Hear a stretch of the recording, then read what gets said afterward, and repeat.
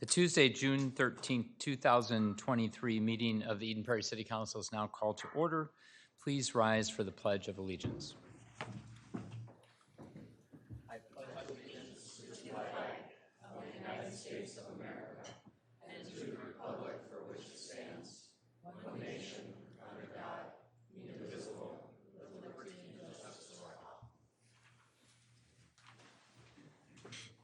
It's great to look out this evening and see a full house.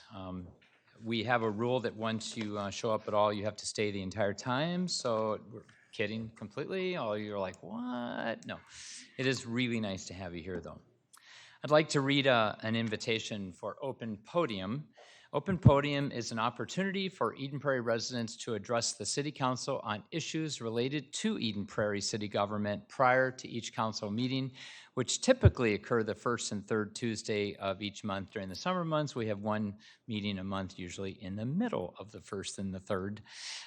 These open podiums occur between 6:30 and 6:55 p.m. right here in the council chamber. If you wish to speak at Open Podium, please do contact the city manager's office at 952-949-8412 by noon of the meeting date with your name, your phone number, and subject matter so we can be better prepared for you. Open Podium is not recorded or televised. If you have questions about Open Podium, please do reach out to the city manager's office. One of the exciting parts about being mayor is running across people randomly across our city, and I've been at several events over the weekend, and they come up and they just maybe the other ones don't come up to me, but the people that are loving Eden Prairie and think it's going so well right now are coming up and thanking me, but thanking the council, thanking our staff, thanking our residents. We just have a really amazing city going on right now. And one of the really fun parts to show that off is to educate people in the Citizens Academy. So we literally, with one class a year, we've been doing it for 7 years, 6 years, something like that. So 6 times, help me, 25. Sure, Mayor, it's okay. We started this 5 years ago, but we missed a couple years with COVID. So Okay. this is actually our third graduating Got class. it. At any rate, we're really getting people informed so much about all the good things going on in our city. And tonight is graduation time. So that's one reason our audience is a little bit more filled than normal. So Mr. Getcho, I'm going to turn it over to you and you can go through some logistics here. Thanks, Mary. That's a good intro because I think some of the folks that are here, we couldn't get all of our graduates here. There's a lot going on in the summertime, and really the commitment of these residents of our city to put in, 20 to 25 hours, 4 hours a night for 6 consecutive nights to learn about the city is something that they did and immerse themselves in, and we asked them to come to graduation, and it's great that we have such a good turnout for graduation, but we know that some of them couldn't make it. And hopefully there's a slight smirk on all your faces because this is where it started in the council chambers here. All those folks on night one, let's call it administration and council night, they got to have one of these meetings. We didn't televise it, it wasn't real, but there's a mayor in the audience and there's 4 council members and there's a developer and there's a neighborhood and they got to take in kind of the feel of what the job that you have as council members. Who was the mayor that night?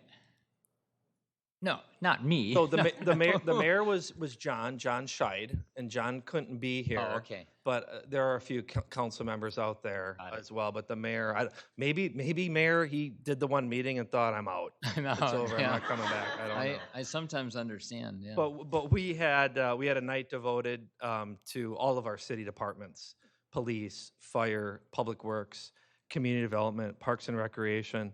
And so we were able to kind of get out and about too. So a big part of it is hands-on. And if people are listening, will you also share at some point, like how would they become interested and get involved in this next year?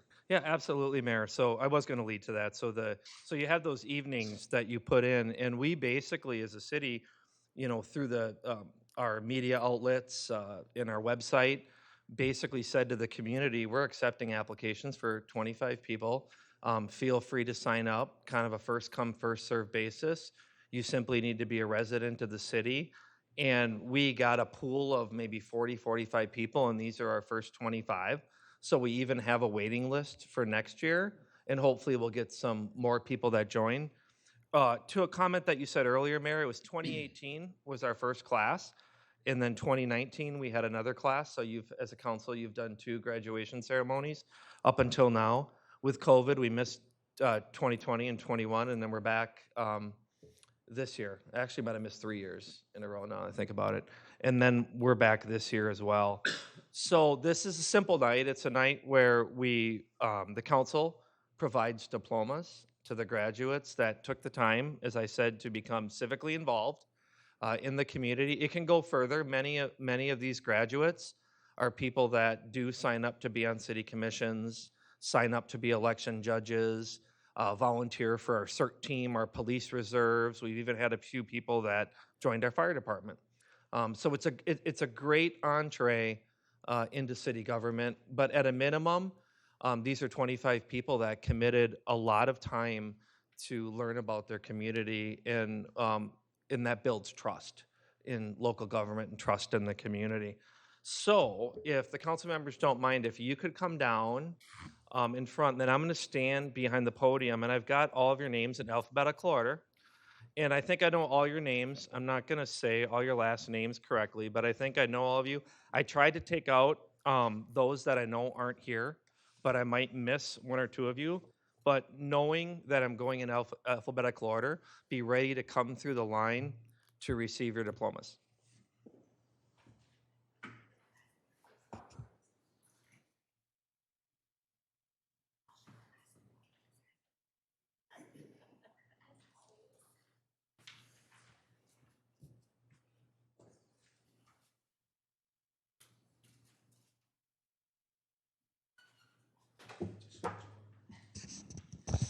And then I know, and nobody has to, but there were a couple people that, while you're coming through, if you just wanted to say a word or 2 about your experience, I can just kind of push the microphone your way, but you don't have to. All right. Our first graduate is Vamala Anandaraj.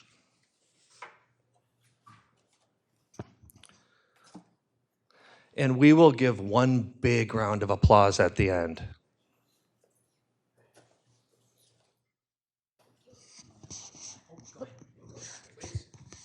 Thank you for doing all the things in Prairie. Thank you for all the support here. Thank you.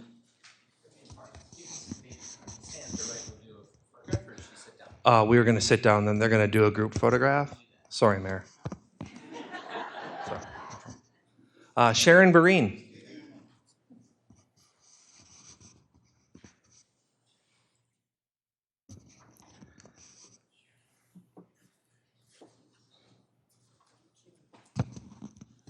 It was great, and especially I love the water treatment plant, and I wish we'd have done the sewage, but it's okay.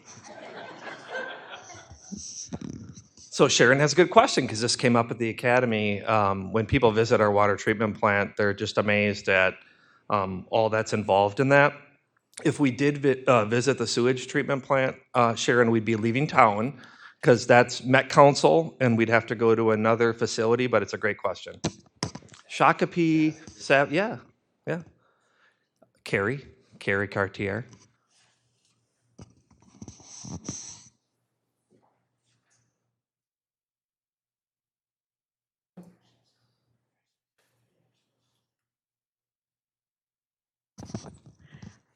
I'd like to just thank the city and all of you for being so organized and introducing us to so many behind-the-scenes interesting things. And I'll think about it a lot and tell other people too. Thank you. All right, next, Michelle Frost.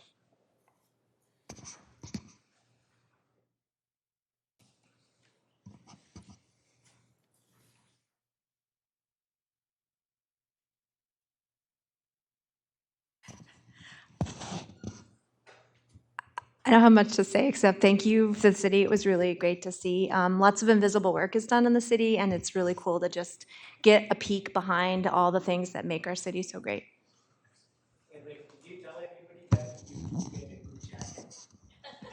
I do. We do.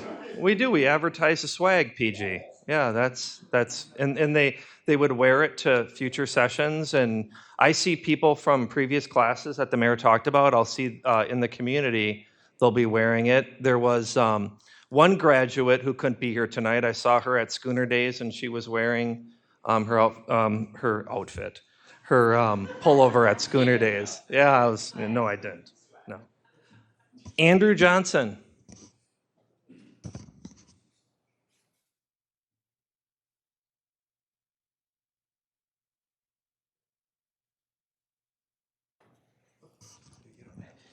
I'll keep this brief.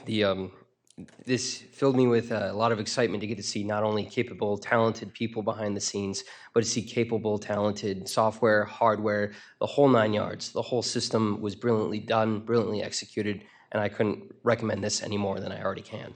So thank you. George Karianis.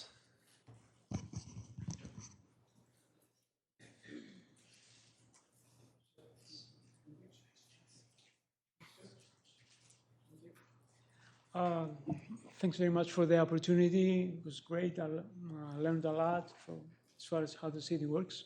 So thanks again. All right, next, Annie Claude.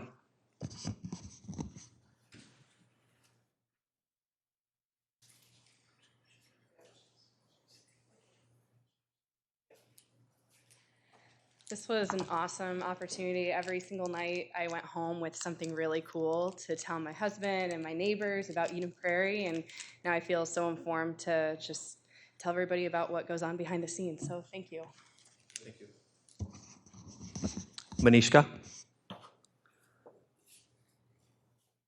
Oh, Manishka, no, yeah, yes, yeah, that's you. Just go with the flow. Last name, yeah.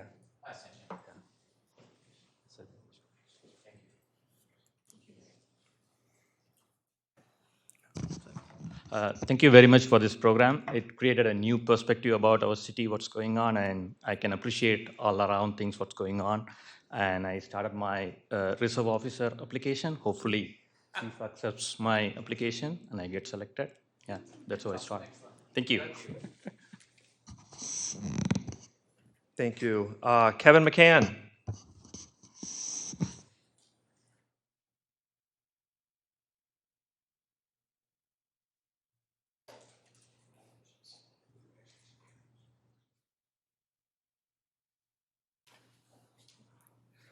I just wanted to say thank you, and this program has really helped me develop a greater appreciation for everything that goes on behind the scenes in the city, especially with our great police and fire departments. Tina Palmer.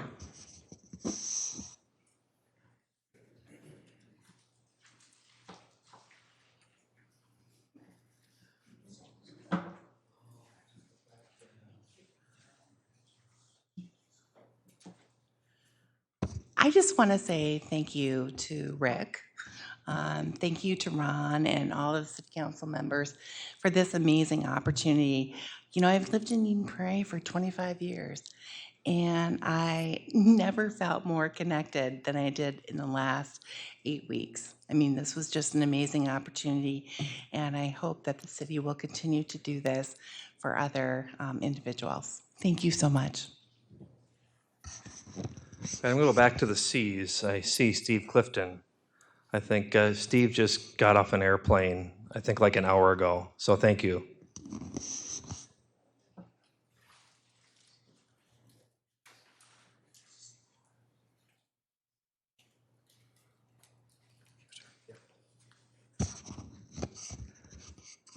Vinod Pillai.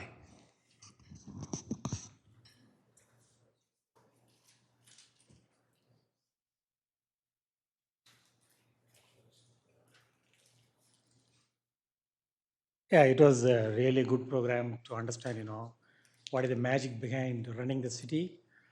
I'm already a member of the Flying Cloud Advisory Commission, so looking forward to, serve in other commissions as well in the coming years.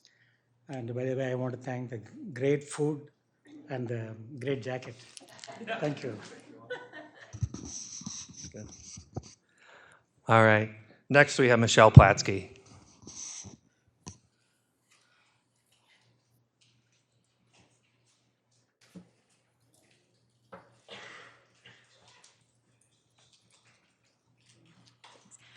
I just want to say thank you to everyone that put this on. It was such a well-organized program, so informative.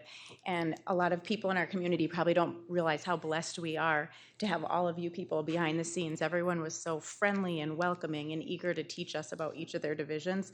It was a wonderful experience. And I will say every night felt like a field trip. Like I was in grade school and I got to go like try on the fireman stuff. And I'd go home and show my kids and they're like, "That's not fair, Mom." So it was way fun. It wasn't just an education. It was also very fun to be a part of. So thank you.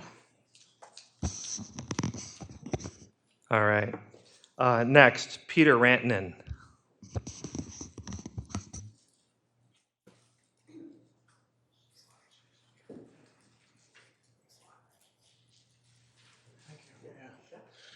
Yeah, this was a really great learning experience. I appreciate everybody that was responsible for setting this up. This was great. Thank you. All right, yeah, I see John back there. John Rederath.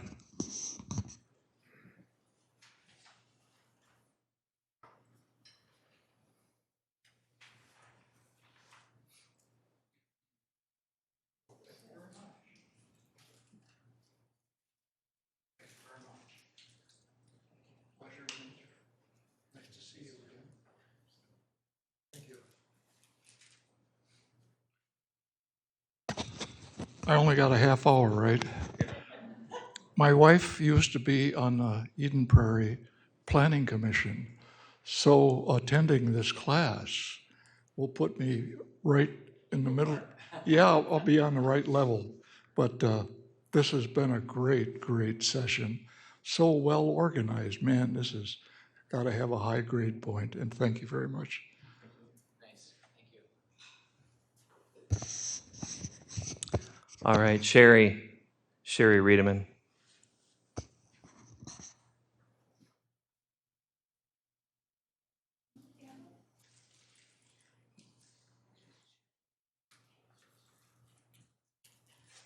I just wanted to say as well that it was very organized. There's so much you can learn, even though if you've been a longtime resident or a brand new resident, it was very detailed, very organized, and really appreciated the opportunity. Thank you.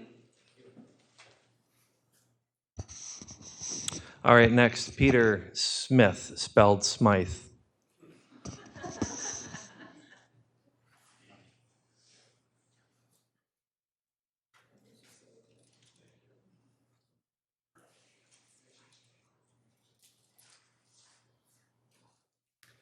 Well, I can just echo what everybody else said, so it's ditto, ditto, ditto, ditto, ditto. But thank you very much, Rick. It was very good. And I think council members too, and for the public, we try to take pictures throughout the event. So I think while graduation's going, maybe those watching the meeting or seeing the background or seeing pictures of the event. So hopefully that promotes it too, driving the plow trucks and wearing the gear as we heard. So there's some good photos. Next we have Richard Weaver.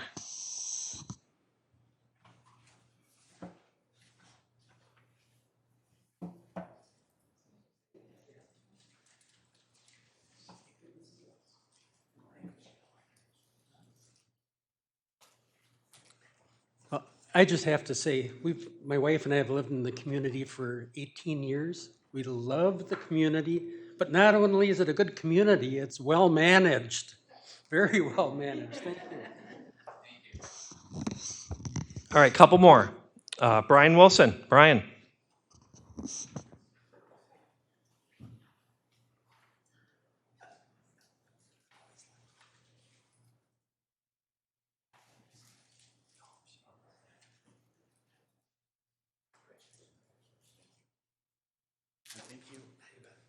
Well, it was really well done. I learned a lot. I thought I lived here for 25 years. I know stuff. I don't. It's amazing how you guys run this complex city so well. So thank you very much.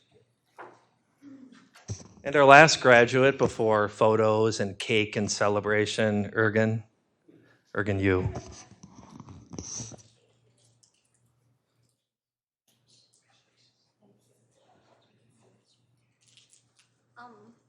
They've said all I wanted to say, so I'm just very grateful and proud to be part of this wonderful community. Thank you. Mayor and Council, here are your graduates of the 2023 City Government Academy.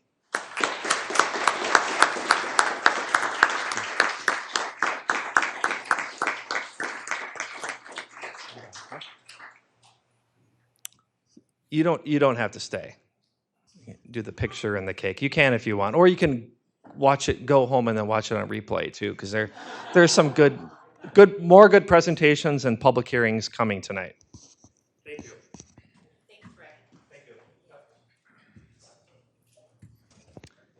I know several of the graduates mentioned Rick Etcho. I just have to underscore that this is, I think it's fair to say, his brainchild, but he brought this program from another city, but then enhanced and embellished it here.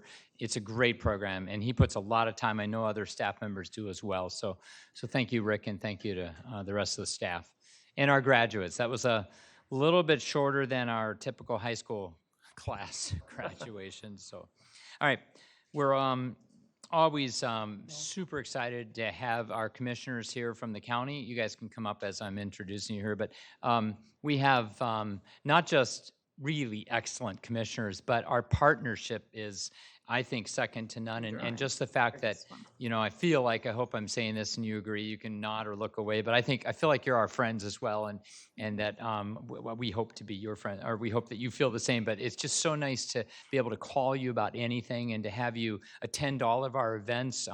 It's just, I look up and I see Chris and Debbie at about everything. So thank you for supporting Eden Prairie and for all you do at the county. So take it away. I think you're going to tag team it here in your presentation. Pleasure. Yes, and we are. Debbie Gotel, Hennepin County Commissioner for the record here. Mayor Case, council members, staff at Eden Prairie, and our neighbors who are sitting back here, thank you so much. We're really honored, Chris Latondras and myself, to be here to present to you and give you this annual update as we have in the past. And it's nice to be in person yet again, second year in a row. I represent District 5, which includes my hometown of Richfield, Bloomington, and the southern portion of Eden Prairie, the larger part of the city, and now a small portion of southwest Minneapolis after redistricting. Yeah, these are the old maps. We got to get these Yeah, I updated. know. We got to get this fixed. I have two really wonderful neighborhoods in Minneapolis. Commissioner Latondras represents District 6, which includes Hopkins, Edina, Minnetonka, northern Eden Prairie, the smaller part, and I have a little more now than I did before. Yes, I gave you a couple of precincts. 12 cities around Lake Minnetonka. Now, but we are great partners, and I love working with Chris. He's a great colleague, and I look for his advice often. When we go door knocking with some of you, or we come down here, people say, well, what is a Hennepin County Commissioner? And the biggest question is what do you do as a commissioner? And we get it. Hennepin often flies under the radar, despite the immense investment and impact that we have in the community. We actually kind of like it that way. You don't see us on the front page of the news. That's probably better for everybody.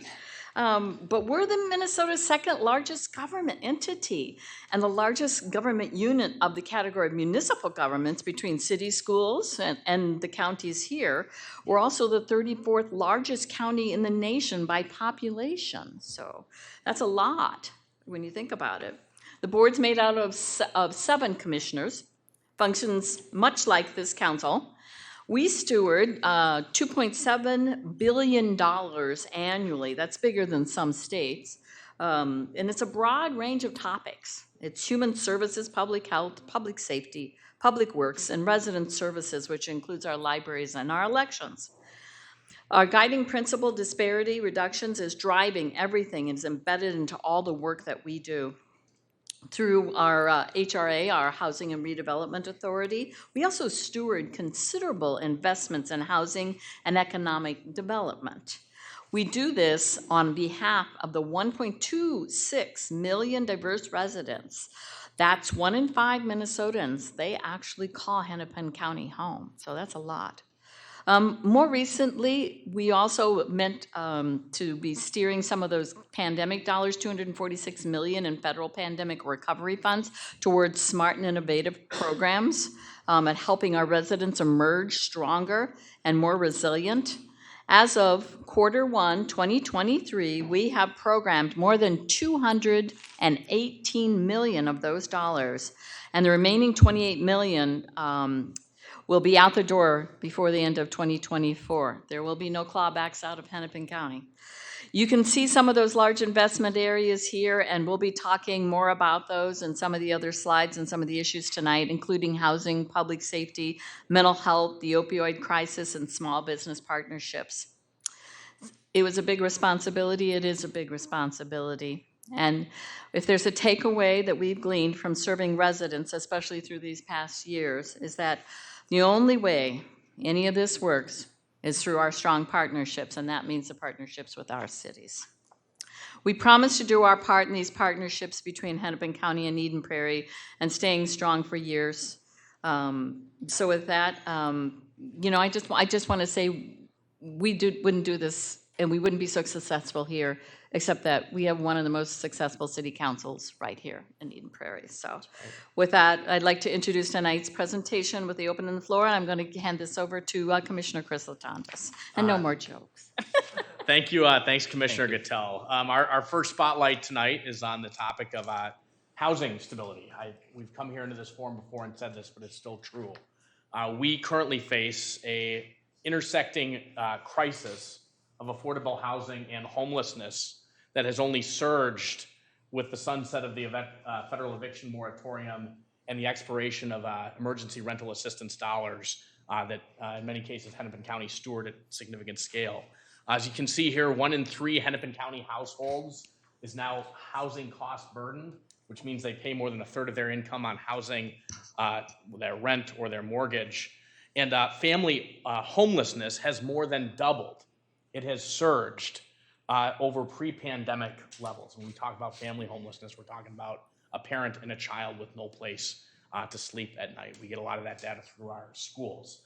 That is the face of homelessness in Hennepin County, as much as a resident that you might encounter unsheltered on the street downtown. And you don't have to look very far to understand why this is happening. There are 73,000 approximately extremely low-income households in Hennepin County. That's 30% area median income or below. And we only currently have 14,000 units that would be affordable to those families. That is a startling gap, nearly 50,000 units, that directly connects to this surge that we're seeing in homelessness. It's why Hennepin County invests more than $146 million annually across a whole continuum of resident needs, from emergency shelter at the bottom end of this housing continuum you see here, all the way up through affordable housing, deeply affordable supportive housing, workforce housing, and homeownership opportunities. It's why also with the American Rescue Plan, we've gone big, as you saw on that previous slide, on housing stability, $96 million of those $246 million across these housing domains. It's garnered some national attention, including from U.S. Housing and Urban Development Secretary Marcia Fudge, who in a recent visit, we were able to visit her in Washington, D.C., me and a few colleagues, praised not only the scale of Hennepin's investments, but our innovation as well. In particular, she spotlighted how we've converted hotels into single-room occupancy opportunities, and a Vivo Village, which is the first and I believe only tiny indoor house village anywhere in the country to help facilitate exits from homelessness. There's certainly a lot more work to do, but you can be proud to live in a county that is really seen nationally as a leader on housing. Next topic is public safety. The photo you see here is one of our incoming classes of deputies. This was taken around the time we were transitioning out of the pandemic, but it's a fairly iconic shot of this work in our public safety future. I'm vice chair of Hennepin's Law, Safety, and Justice Committee, and public safety remains a top priority of the county and a top priority of both Commissioner Gattell and mine. We are in frequent conversations with our new sheriff, Dewana Witt, and we continue to listen and learn from our officers and first responders through regular ride-alongs, including here in Eden Prairie. With a workforce shortage that I know has been a topic of concern that affects all of our departments, and increased pressures to serve residents with complex mental and behavioral health challenges, it is really critical that we get these public servants the resources and support that they need to do their jobs with fidelity and excellence. It's why, just to spotlight a few of those examples of what we're investing in tonight, we approved the Sheriff's Office request for 31 new deputies, 31 new FTEs to serve in critical areas of need. It's why we also approved $8.2 million to expand the North Metro Public Safety Training Facility in Maple Grove. That is now operational. We haven't done the ribbon cutting on it yet, but we're looking forward to welcoming law enforcement regionally in that facility. It's also why we've moved with urgency to expand what we believe is one of the most promising public safety initiatives in the country, not just in the state. It's our embedded social worker partnership with local law enforcement, including Edina Police Department. It started as a pilot in 2019, and you can just see how quickly it has grown. 5 social workers and 6 police departments has now expanded to 45 workers covering every single city and every single department in Hennepin County. Just in the last year, we sort of made that expansion universal. In specifically some Eden Prairie numbers on that, in 2022, there were 364 mental health calls and 441 referrals to Eden Prairie's embedded social worker program. So it's a model that's certainly being used and used effectively. It better meets the needs of residents in crisis. It frees up our police to do critical police work, and it makes all of us more safe. And I think that's an example of good government in action.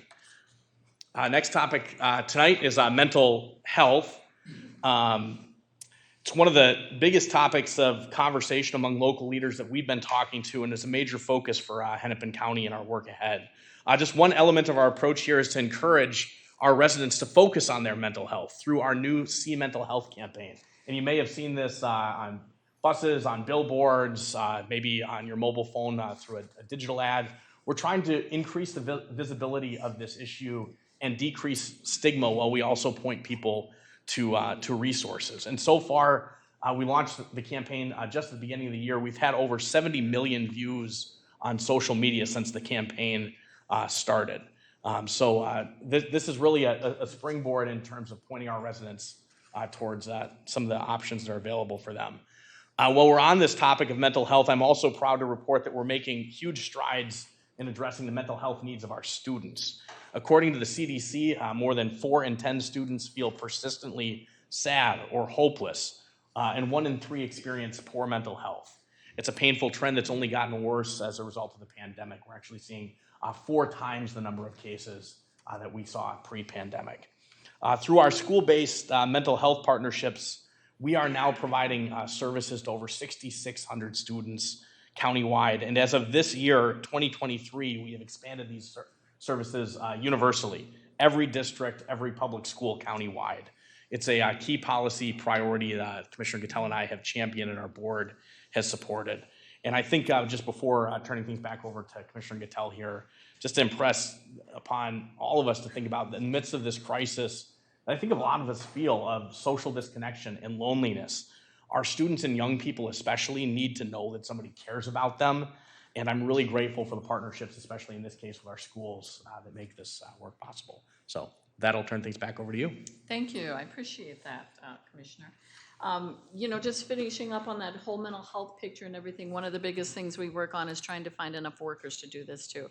And Hennepin County is trying to be a leader on that as well. We have all these kids who need all this help, and yet when you get a great resource in the school, they're captured away by some other place that pays them more, or go someplace. But God bless those people who want to stay in those schools and treat our kids and help us out. But we have more about the mental health issues, and this is where I want to share an update on Hennepin County's response on the opioid crisis. It's in the paper an awful lot. Many of you know the overprescription of over-county opioids and the rise in fentanyl production and distribution has dire impacts on the communities across Hennepin County and the nation. Opioids-related deaths have been sharp rise since 2018, impacting all communities, with disproportionate impacts felt by American Indians, American Africans, and most overdoses now involve fentanyl. In 2022, Minnesota began receiving its first settlement payment from the pool of the $300 million to prevent addiction and mitigate harms. We have to thank Keith Ellison for making sure that the county's got these dollars, because we're the ones who distribute the services to the very people who need it in addiction. $42 million is earmarked for deployment into Hennepin County for our robust strategic framework of prevention, response, and treatment. It's a vehicle that will help us meet the daunting public health challenge head on. It's an all hands on deck kind of a framework to meet the moment that we're supposed to get to those who are suffering the most from substance use disorder, the work toward upstream prevention methods. You know, we've got to keep on to this. Hennepin County recently launched an interactive dashboard to track and better communicate these trends to the larger public, so you can get up online and surf this yourself by your community. We're also currently accepting proposals for contracts with community-based organizations to prevent, respond to, and treat opioid disorder. Proposals are due July 7th, so soon here, 2023, speaking to the works that drive us toward prosperity, and segues nicely into our next topic. And this next topic is about the economic recovery. We all know full economic recovery following the end of the COVID-19 public health emergency means continuing to support small businesses, the backbone of our economy.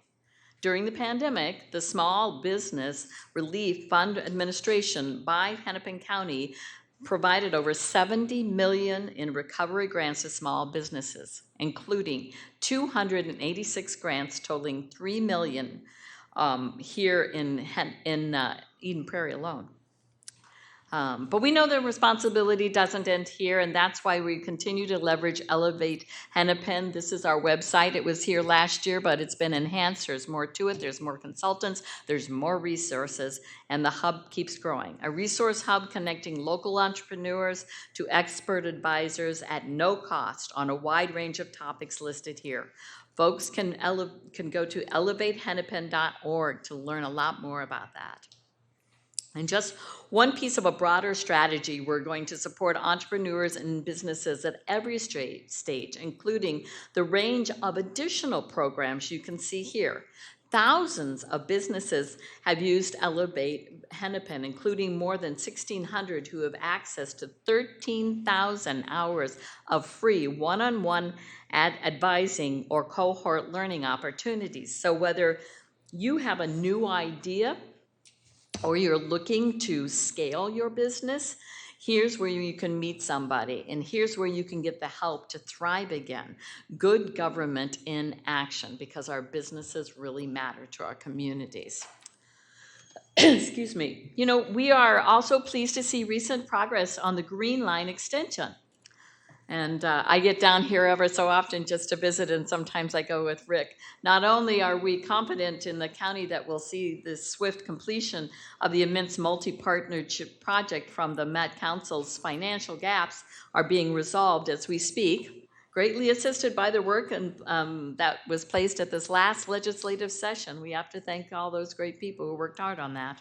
The opening of the Southwest Station is a bright reminder of the eventual broad beneficial impacts that this investment will soon have in Eden Prairie and beyond.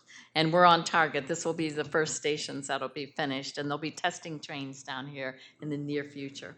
So this is an old picture, about a year old. I know. We don't have a new one. We got to get some new ones. And for reference, in partnership with Public Works Department, we want to include a map in the list of the future projects on the horizon. I won't go through all these, but you can go online and you can go look at them, and you can actually click on them and go into each project if you want. I wanted to personally, though, just extend the big thanks and collaboration between Eden Prairie and Hennepin County that makes these improvements very possible. We don't do it alone without you. And with that, Mayor Case, I'll turn things back over to you. Commissioner Latondras and I are happy to stand for any comments or questions at this time. Thank you both for being here tonight. We really appreciate it. Council, any comments or questions? Other than thank you for doing a great job for us. And thank you. You mentioned partnership. I mentioned partnership. Thank you for the partnership. And I do, we feel that all the time. I Good. really do. And the fact that I don't abuse it, I hope, but you let me have your personal cell number, and I have a couple times used it, I hope appropriately. And so it's just so nice to have that access to both of you. So thank you. Yes, thank you. Thanks. Thank you. Have a great evening. Good luck in the ball game, son or daughter? Oh, yeah, I forget. Little League. Last Little League All game. right, you go. Thanks for being here. Have fun. Thank you again. Good night. Thanks. Thank you. Good night. All right. Cindy Eddy, this is a nice segue right into one of the key social services groups in our city, the Prop Shop. Super important nonprofit that serves people in our community that really extend the reach of government. We just could not do all the things that Cindy, you do. So I sometimes refer to Cindy Eddy as Saint Cindy Eddy because of the okay. incredible work that she All right, does then. and leads. So she wanted to come tonight to share some thoughts, and we welcome you here. Thank you for being here. Thank you for being so nice to me. Okay, Always. I'm gonna make this really brief because I could talk forever. Okay, the Prop Shop, am I doing this right? Yes, Okay. perfect. The Prop Shop has been around for 16 years. We're actually like a sister organization to the Food Shelf. I was on the board at the time. Eden Prairie had a huge need. There were lots of people who needed furniture and clothing, so we decided, well, let's do this. So it started 16 years ago. We take donations from the community. We have a free store in the back of the building, and that's directly for families referred to us from churches and schools, primarily the Food Shelf. So we can match everybody up with clothing, housewares, furniture, books, any kind of stuff like that. And so we are funded basically by our sales. We get some terrific HUD grants, thank you for approving them. And yeah, the free store. What's happening now is kind of scary to me though. We've had a 46% increase in new families. This is in Eden Prairie. And a big increase in families that haven't gotten help, haven't needed help for years. They're showing up. Maybe 280 families a month we're getting now, more than ever. And of course, with the 46% increase in new families, we've got a lot less goods. We need a lot more basic stuff. It's scary to me, frankly, because we get donations. I mean, we get a lot of really good donations. This community is spectacular, frankly, for the support. But people are in a lot of trouble, and for whatever reasons. And it's predominantly the working poor that we help. Almost everyone has a job. They just can't make ends meet. Are you going to give examples like what things that you really need? Oh, desperate for kids' clothes. No kids' clothes, bedding, housewares, basic sheets, blankets, towels. We buy socks and underwear for people. Everybody gets 6 new pairs of socks and 6 new pairs of underpants twice a year. As a matter of fact, over this time frame, we've purchased over 60,000 pairs of each, fully buckets. We have a program called Secret Shopper, where when somebody comes up with a need that we don't have, steel-toed boots, raised toilet seats, something specific, we put it on a list, and that girl right there, that Kathy girl, she has purchased for years. She's been on the Secret Shopper list. Find what we need and send it in, and thank you. No, But you that's can't really do it nice. without Thank you. stuff like. Secret's out. Okay. Okay, so listen to this. Last year, I'm really speeding this up, okay? But you're doing well. Okay, thank you. How's your mother? She's doing I've great. talked to She says Cammie 3 times. I call people's mothers when they are doing really nice things because they don't tell their mothers. Okay, so last year we helped families. We helped 3,900 people. That's pretty much all Eden Prairie. 3,900. Ready?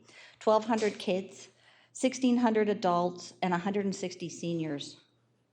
That's a lot of people. Individuals, 3,900 people.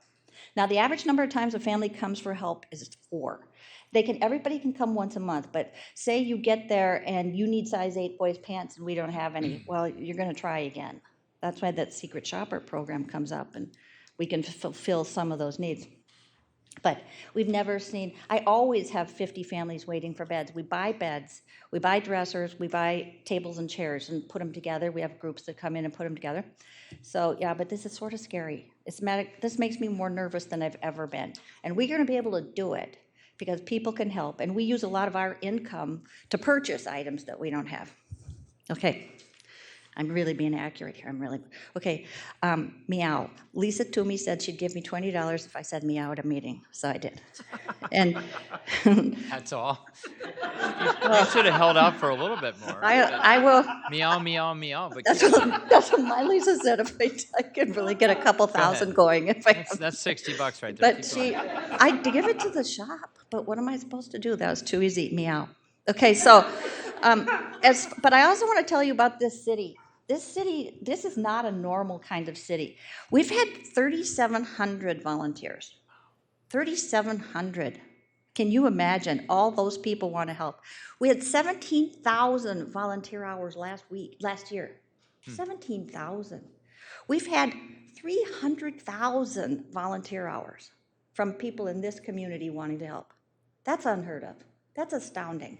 And we don't have trouble getting volunteers. Now, a huge percentage of those are kids. You could get a letter in volunteering in Eden Prairie. Do you know that? And people it's huge now. You could get into schools, you can get into colleges, and these kids show up. Some of them don't have their complete hearts in it. And as a matter of fact, when they're in there on the phones, Julie, who used to be a teacher, when you're using your phone, she always sends them outside to sweep because you have to have both hands on a broom. I used to laugh every time I see these kids sweeping the driveway. Okay. But my point, so that many hours, and a huge chunk are kids. And these kids are going back and telling their families, and they're talking about it with their friends, and this is making a big difference. It doesn't occur to me in the beginning about how important it was, what it does for the volunteers. So many of the people coming to volunteer, they're kind of needy. They're desperate. Or they've gone through something like this, they've had these experiences, and now they want to get back. It's really interesting, but it's a big deal. Then I want to talk about the city that's been so helpful. That kid right there, that Rick guy, we needed a sidewalk pretty severely in front of on Martin Drive. It was really dangerous, and you got it done 2 years early. You and all the people that helped and worked with that, and that's huge. And you know what the guys who were building it said?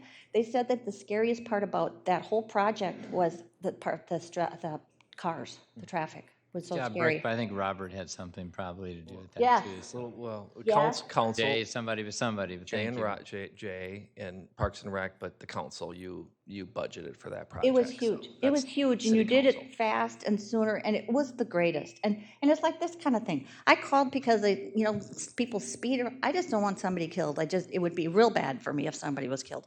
So I don't think anybody would love that. So I needed a sign, I thought, saying, hidden driveway.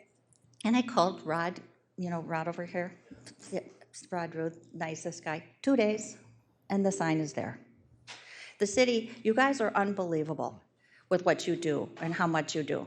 And I tell everybody, and I talk a lot. Okay, so now I want to talk about this. Listen to this as a mayor. This doesn't happen. This doesn't happen anywhere. Multiple times, Ron has called me with this kind of panic in his voice that I understand because he's found a family that's desperate. Somebody's being evicted. They've lost their job.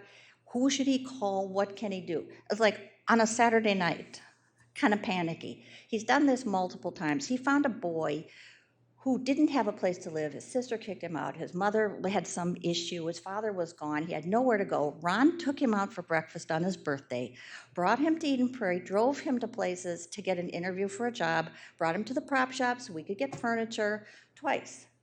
And this is multiple families and situations. You don't have, politicians and city people do this. This is unusual. This is really unusual. This is the kind of place that we live, and this is the kind of people you guys are. This is a huge deal, and I tell everyone. So I'm gonna, like I said, I was gonna be brief, and I said most of my stuff, and that's what I'm saying. But again, these people are in real trouble now, and it's gonna get better. We have all kinds of great volunteers and terrific support from the community, but people are in trouble. That was really interesting. That was really interesting, that last deal. Okay, meow, meow.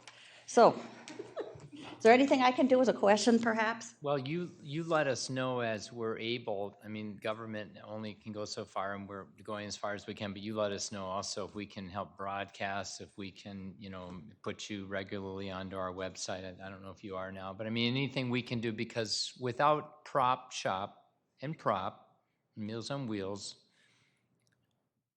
Crime Fund, Lisa would want me to Lisa's not here. keep going. Without our nonprofits, our city would not be as great as this. City government cannot do all that. We're not even sometimes, allowed legally or funded, whatever. But to have Prop Shop in our city is amazing. So to have you, so thank you for all Well, that you do. But do keep in communication. Let us know when and how and where, and we'll do what we can. Okay, I just want to say thank you again for the kind of people you are, because this wouldn't be happening in another place. Thank you, Cindy. Okay, Cindy. Thank you. Bye-bye. All right, Mr. Getcher, I think we're on to Tour de Tonka. We are, Mayor. We have a couple more presentations, and we do have, next we have Tour de Tonka. We have Molly, who has been before us before, I think. Hi, a thank few you. different Sorry, I had times. to introduce myself to Cindy because my dad is a big component of Prop Shop. So. Hi, welcome. Hi, hello everyone. I'm here to talk about Tour de Tonka. We're going to do a little trivia, of course, to start out. There we go. So Tour de Tonka is always the first Saturday in August each year. This year will be the 18th ride. Go ahead and go forward for me. Or can I do it myself? Sweet. There we go. So some Tour de Tonka by the numbers. It's our 18th annual ride. We have 53 legacy riders, so 53 people who have ridden in every single ride, which is pretty amazing. There are 44 total U.S. states that have participated in Tour de Tonka since 2006. The total miles, if you add up all of our rides this year, is 301.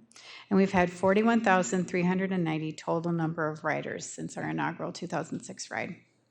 So I have some trivia, of course. The TDT's tagline in our first year, which was 2006, was, any good guesses?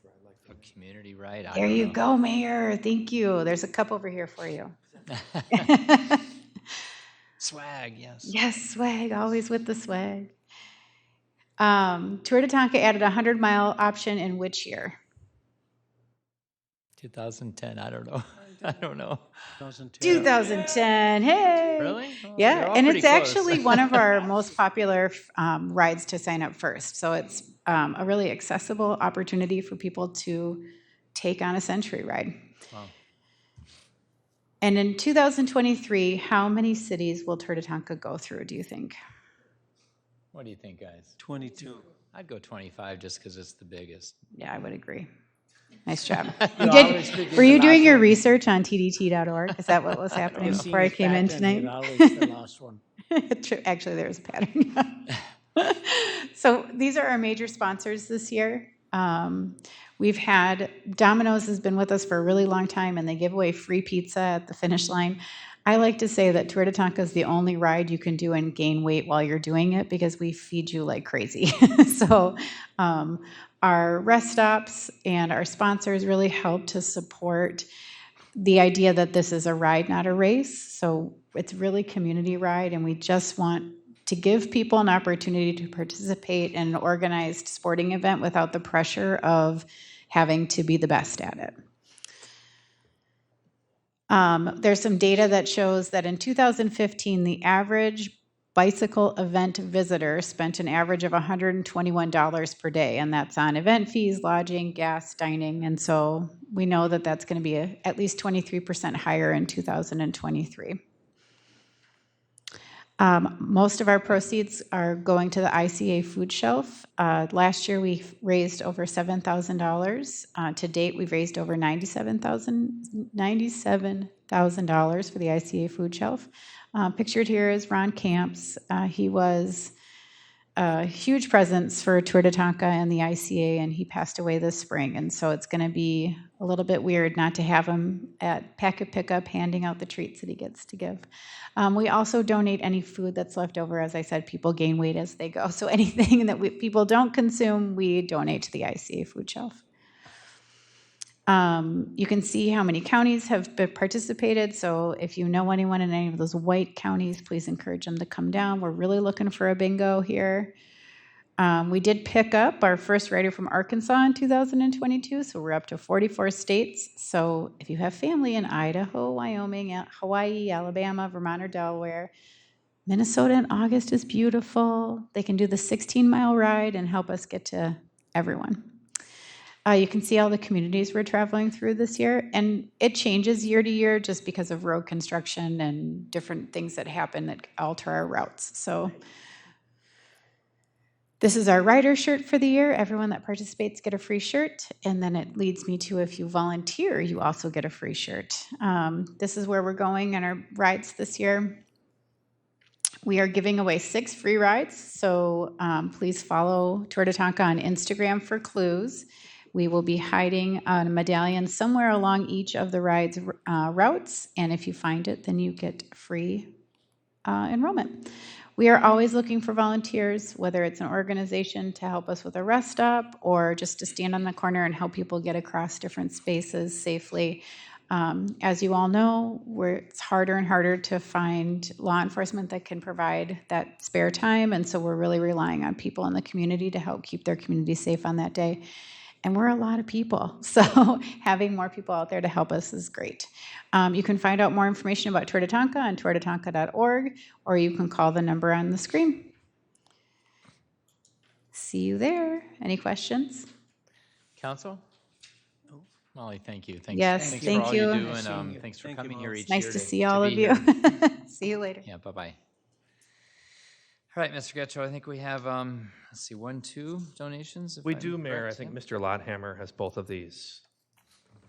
Your Honor, council members, the first donation is from Humana, and it's towards the Senior Center Golf event. We appreciate what they do, and the sponsorship certainly helps enhance that event and make it affordable for all of our community members.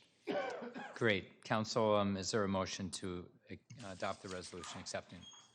I'll make a motion to adopt the resolution accepting the donation of $250 from Humana to the Senior Center's Golf Classic. Is there a second? Second. Any further discussion? All those in favor say aye. Aye. Opposed? All right, Mr. Lothammer. This is another organization that donates on a regular basis, Summit Place. And again, to the Senior Center, this is towards the holiday lunch. Great. Council, a motion? Adopt the resolution accepting the contribution in the amount of $50 for the senior center bingo and $250 for the holiday lunch from Summit Place. Is there a second? Second. Any further discussion? All those in favor say aye. Aye. Opposed?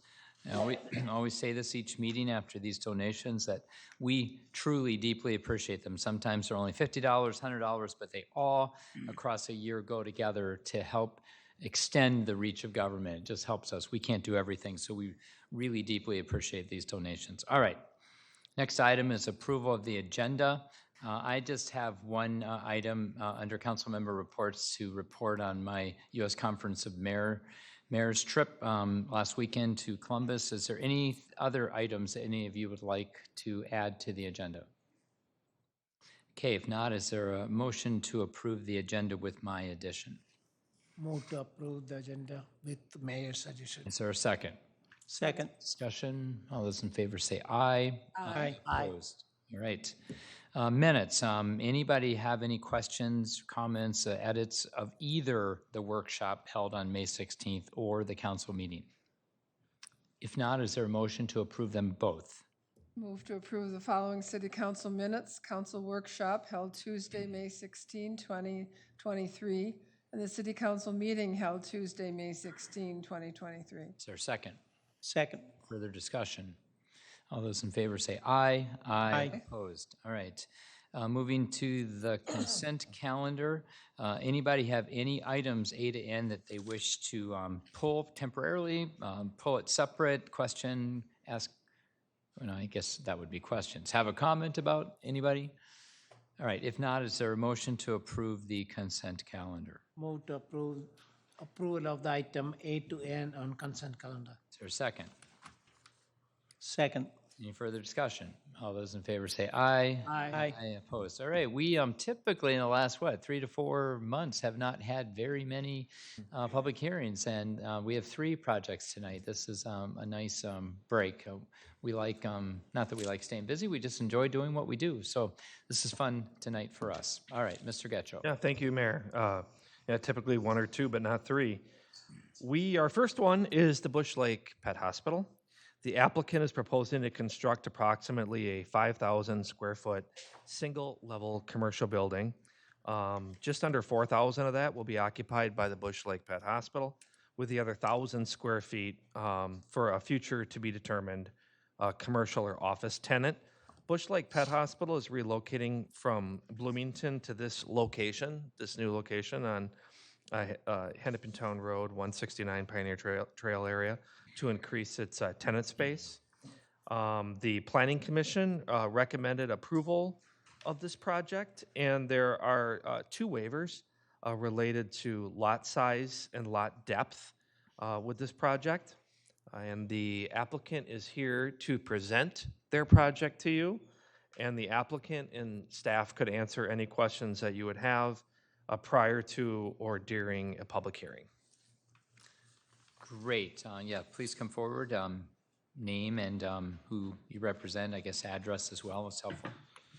Good evening. I'm Michael Cohn with Highland Ventures, address 1744 Bellinamore Place in De Pere, Wisconsin. It's close to Green Bay. Sorry, probably shouldn't have said that. Do they have you should say that. That's okay. Okay, good. Do they have a I got one football fan. team there? Within 5 miles of where he's talking about. Nice. I appreciate the summary about our project. Saves me from having to recap that for you. 3 goals here tonight. For us, secure a zoning change. It's currently zoned office, so we are looking to rezone to a neighborhood commercial. We'd like to receive approval of the 2 variances, 2 waivers, and we're seeking site plan approval. The unusual shape of the lot that's bounded by Hennepin Town Road and 169, has thrown some design challenges into our site plan, as you can see. So the 2 waivers that we're requesting, one, there's a lot size requirement of 2 acres. Because this parcel is only 1.19 and it's kind of triangular in shape, that's one of the waivers we're seeking. And the other is the lot depth. So the required lot depth, easy for me to say, is 200 feet. However, again, because of that odd shape, 129.38 feet is the maximum we could get, right? So we're requesting a waiver on that lot depth. All the landscaping material proposed for the project meets the requirements outlined in the Eden Prairie zoning ordinance. There was some sustainable components incorporated into the project. There's a number of them. One that I did bring up at the Plan Commission was an EV charging station. And the question that did come up is, would the load on our house panel support a future EV charging station? And the answer is yes, it would. To answer, I guess maybe not answer, but just to address a few of the, I wouldn't say concerns, but a few things from the Plan Commission that they asked us to address. One, because we are attaching our parking lot to the Kinderberry Hill lot next door, they asked that we address with a speed bump and a speed limit sign, which we did. So on your plans that you all have in front of you, you'll find that on C21. We also have a PowerPoint. Is that possible to get that up there?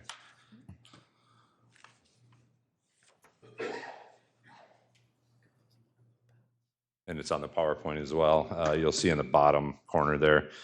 We've got the speed bump in the lot addressed. 2, it was recommended that we reach out to the owners of Kinderberry again, just to ensure that we have their support in the project.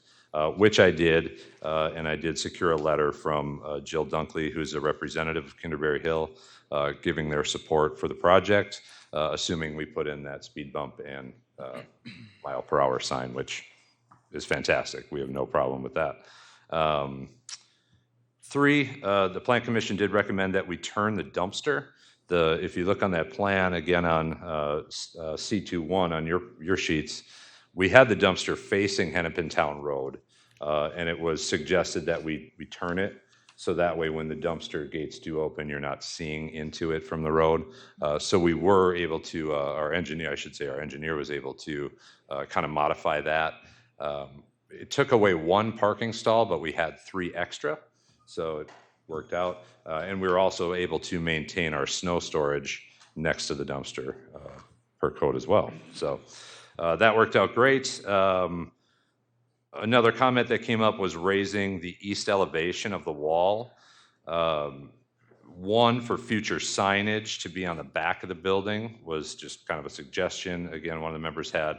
And 2 would be to screen our HVAC units on the roof. If you look at page A 3.1 of your packet that you have in front of you, you can see we addressed the screening. There's some roof screening that will screen the HVAC units from Highway 169. Raising that wall, we have a budget to maintain on a project like this, and raising that wall, there's an additional cost to that. So the screening was a much more cost-effective way to make sure we still screen those units. And number 5 was the EV charging. Question that came up was, would the house panel be able to carry that load? And I do have Dr. Gates here with Bush Lake Animal Hospital, and I'd love for him to come up and just kind of give you an overview of what they do. And Sure. Great. Sounds good. Could we get the PowerPoint back? Yeah. He's got his own page.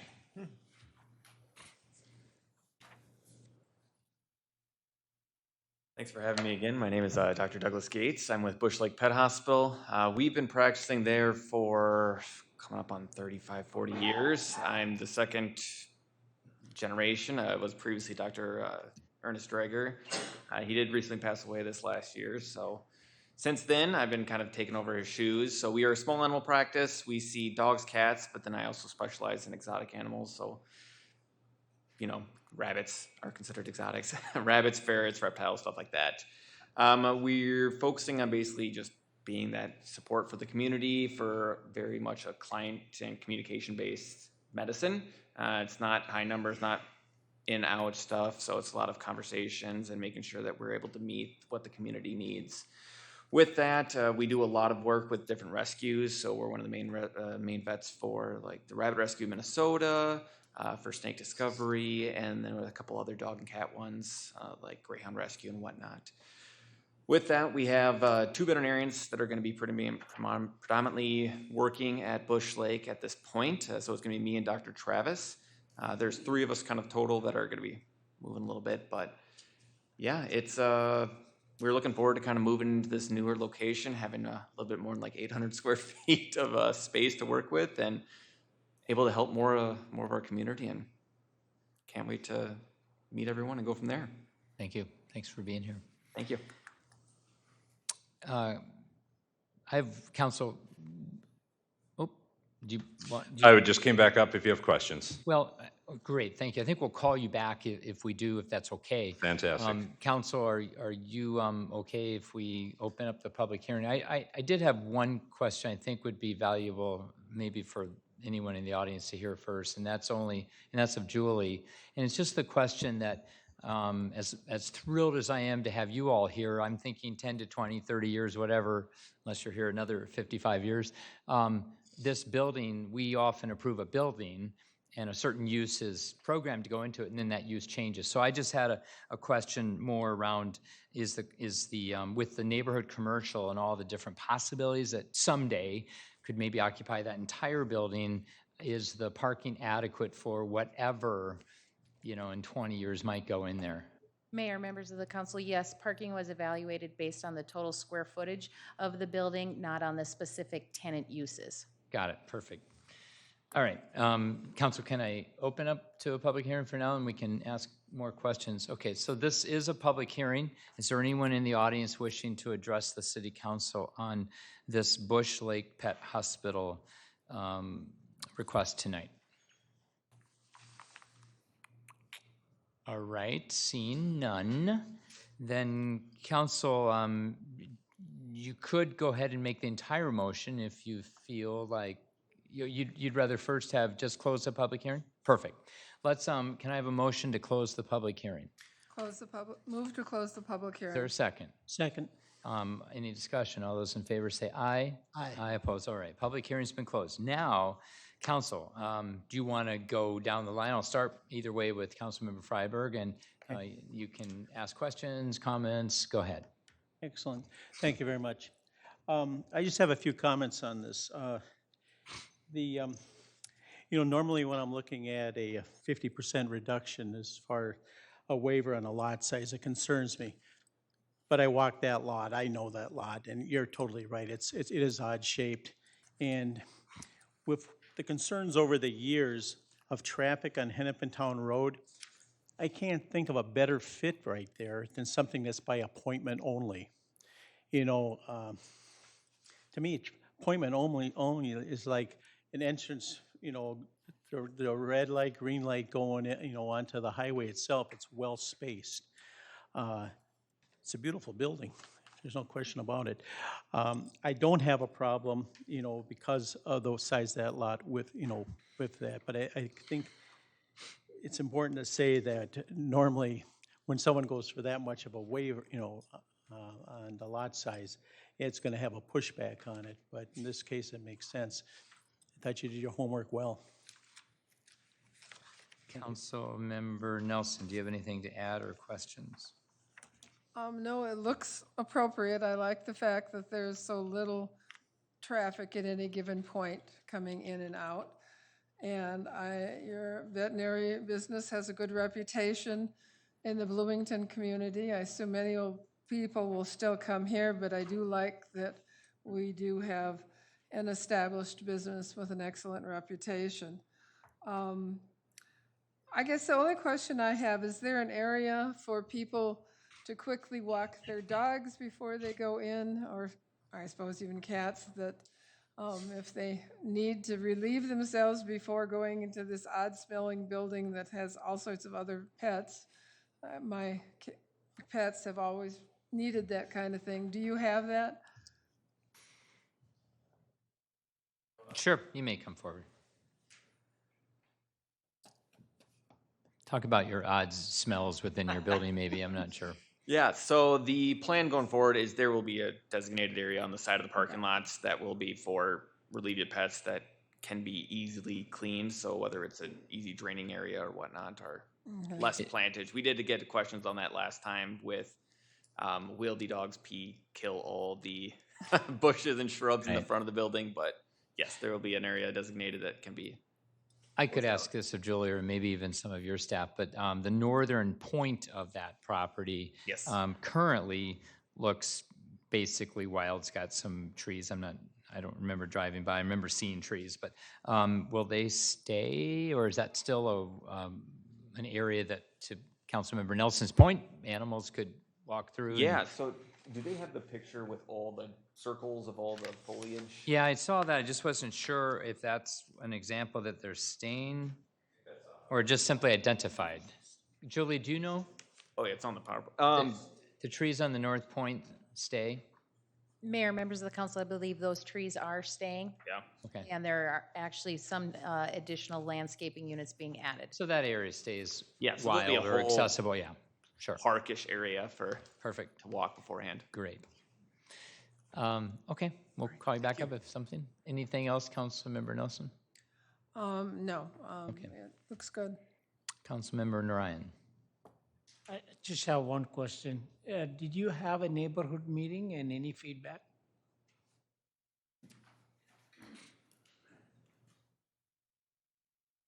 We did. We had a neighborhood meeting prior to the Plan Commission meeting. The feedback was very positive. The only major concern was the traffic on Hennepin Town Road leading southbound, coming, and I forget the name of the road across the street. When residents are coming out, making a right turn, a southbound turn from Hennepin, because that curve is kind of a blind curve. And I know during Plan Commission, some of the residents did speak and asked that, some of the trees be cut down on that corner just to increase visibility, maybe lowering the speed limit on the road. But there was no concerns with our development per se. And I know you mentioned traffic. We did have a traffic study done, and I'm not sure if that was included in there. But the traffic that the animal hospital is going to increase is only 5 vehicles per hour. So it's I was nominal. just going to Yeah, ask that that. was included. Yeah.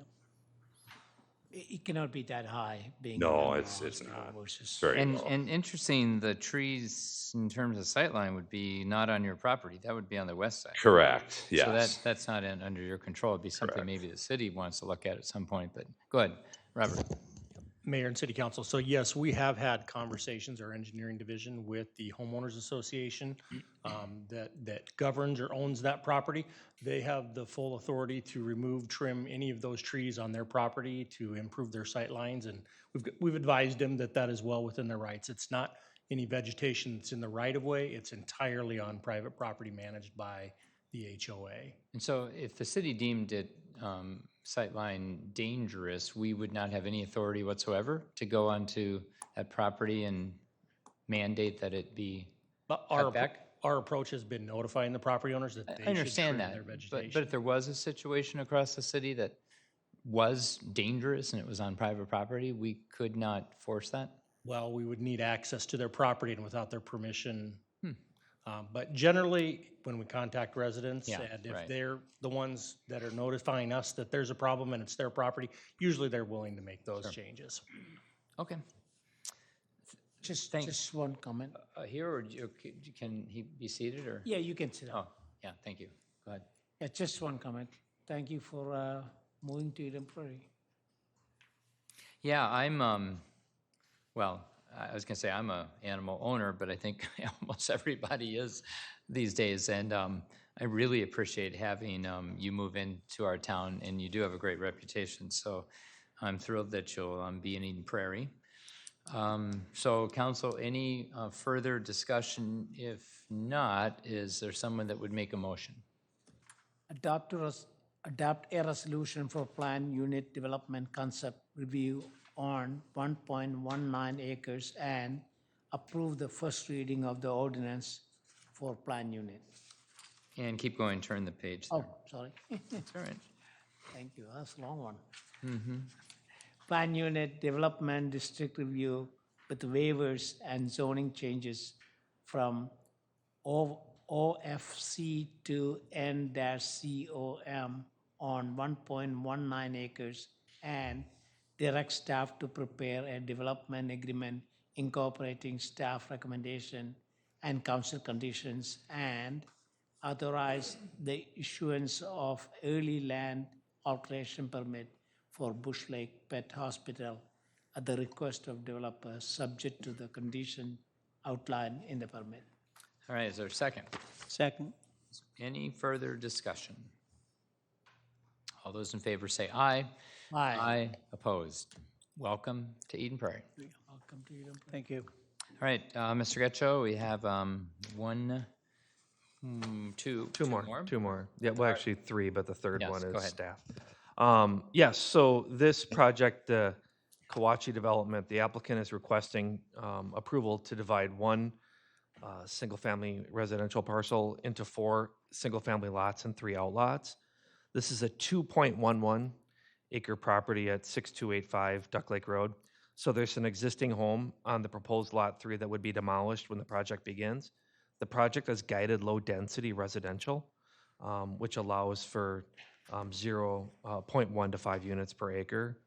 And this, again, was recommended to be approved by the Planning Commission as well. There's some conditions in here related to the outlots and the deeds, wetland buffers, stormwater management. It's all in the packet. It's all part of the development proposal. And in addition, the applicant would be putting in a public sidewalk along the Duck Lake Road frontage of the property. The applicant is here to provide a presentation and overview of the 4-lot development, and staff and the applicant are here to answer any questions you have during or before the public hearing. Great. Proponent can come forward, identify your name and who you're with, and if there's an address connected to it. Mayor, council members, my name's Craig Schmidt. I've been a resident of Eden Prairie since 2008. I'm a first-time developer. I've never done this before, but when given the opportunity, I was on a family walk and saw some for sale signs and approached the owner, and after some negotiation, decided to buy from the owner. And the reason why it's called Kawachi Development is really to honor the previous owner who ran a dog sledding business called Kawachi. All right, so I'll just go really quickly through this presentation and give you an overview of what it entails. Oh, sorry. All right, so I've engaged Laux to help with the land development project. They specialize in a bunch of different services needed to kind of work through this proposal. We've set up an LLC to establish, house all the development project costs and all that. As Rick mentioned earlier, this is currently zoned rural land with one house but we're converting it to 4 residential lots. And the land was purchased back in 2021 through contract for deed and just closed recently. So this is a quick view of the location map. So it's right near 62 and Duck Lake Road. Right. This is just an aerial photo of the property currently. So you can see, it's surrounded by single-family homes, and then you can also see the wetland bordering it in the back. So this is the ultimate proposal that I've outlined here. So it's a little unique because we have several outlots in here, but outlot B and C, so after meeting with the neighbors as part of working through the development project, we understood that they desire to purchase some additional land to expand their lot sizes. So outlot B and C will be sold to the neighbors of adjacent to this lot. Outlot A, as Rick mentioned earlier, is being deeded to the city, given the wetland buffer requirements and also some of the requirements from the watershed district. Lots 1, 2, and 3 we plan to sell.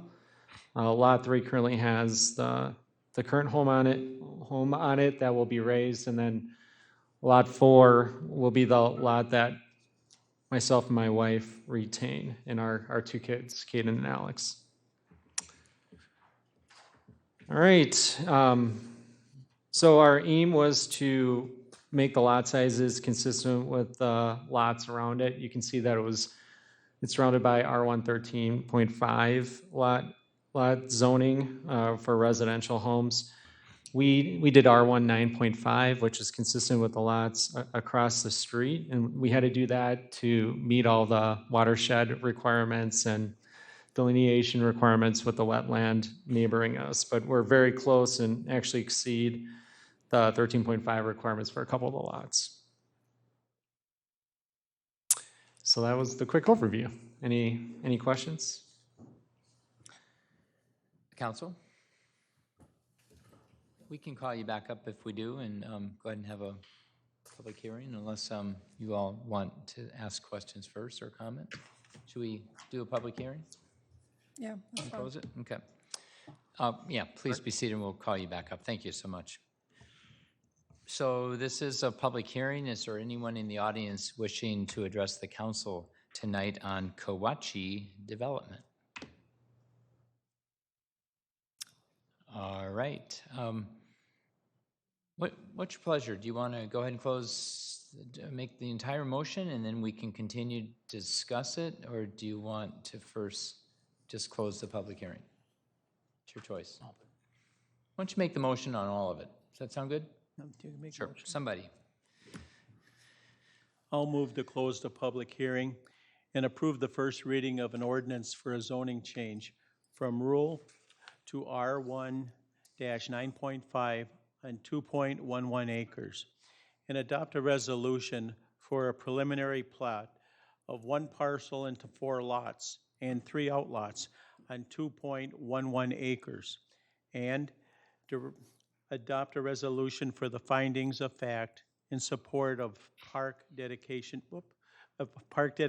fees, and direct staff to prepare a development agreement incorporating staff and commission recommendations and council conditions, and authorize the issuance of an early land alteration permit for Kawachi addition at the request of the developer, subject to the conditions outlined in the permit.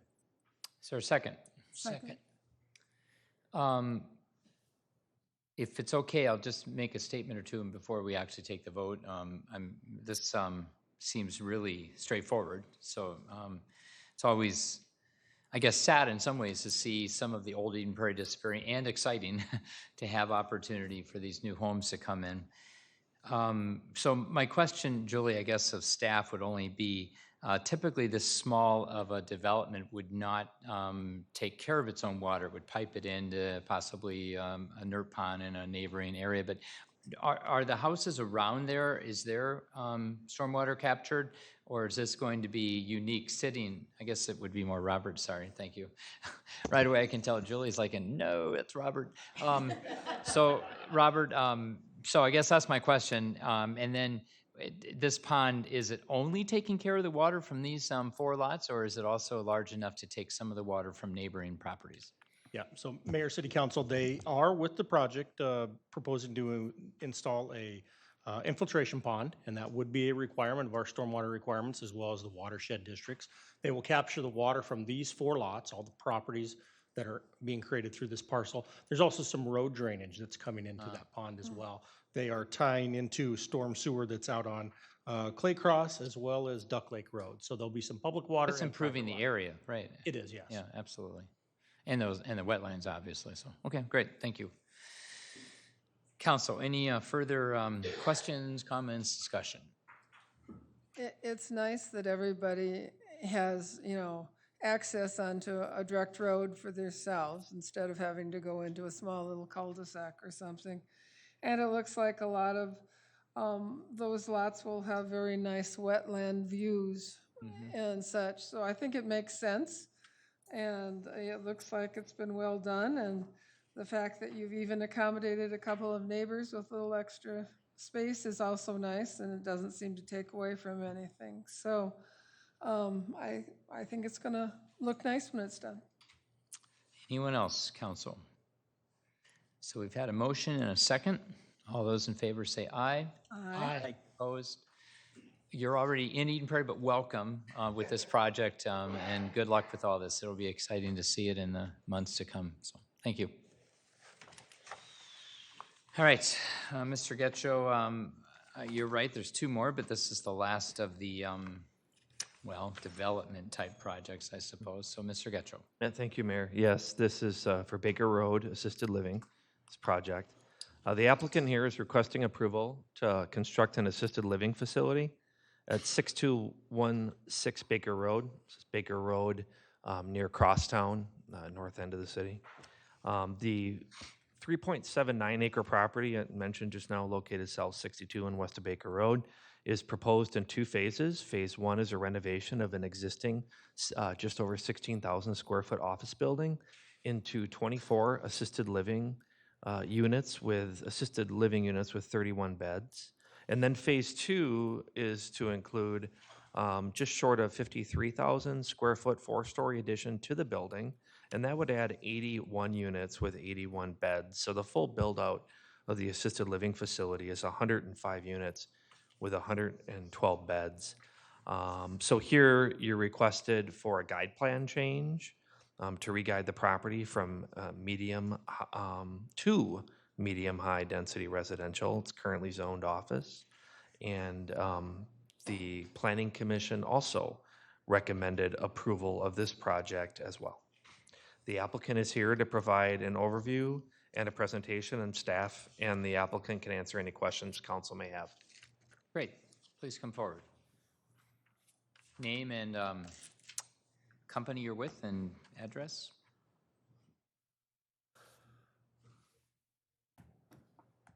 Good evening, Council and Mayor. My name is Eric Reiners. I'm a principal at SRA, and our office is here in Eden Prairie on City West Parkway. And I'm happy to be here representing the project tonight. This is a very unique building and property, I believe, within the city, and a really exceptional opportunity for repositioning what is currently a somewhat underutilized office structure. It's only been partially occupied for about the last 5 years.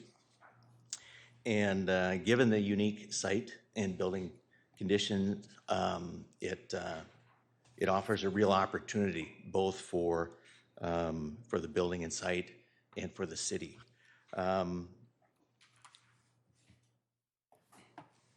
As was mentioned, we got a unanimous approval at Planning Commission back on May 22nd. And I'm going to go quickly through what we presented then and remain for questions if you should have any. This is a view of the proposed addition, which would be completed as a part of the second phase of the project. The initial phase would just be complete renovation of the building interiors with very limited work to the exterior of the building and site. We'll add a covered entry, a series of patios and gardens, and some landscape improvements. But the exterior of the building will remain substantially unchanged. Only after this initial phase of the project would the subsequent addition be undertaken, and that's at a time to be determined. And that would afford, of course, the additional 81 units onto the site, but will also require a great deal of site work.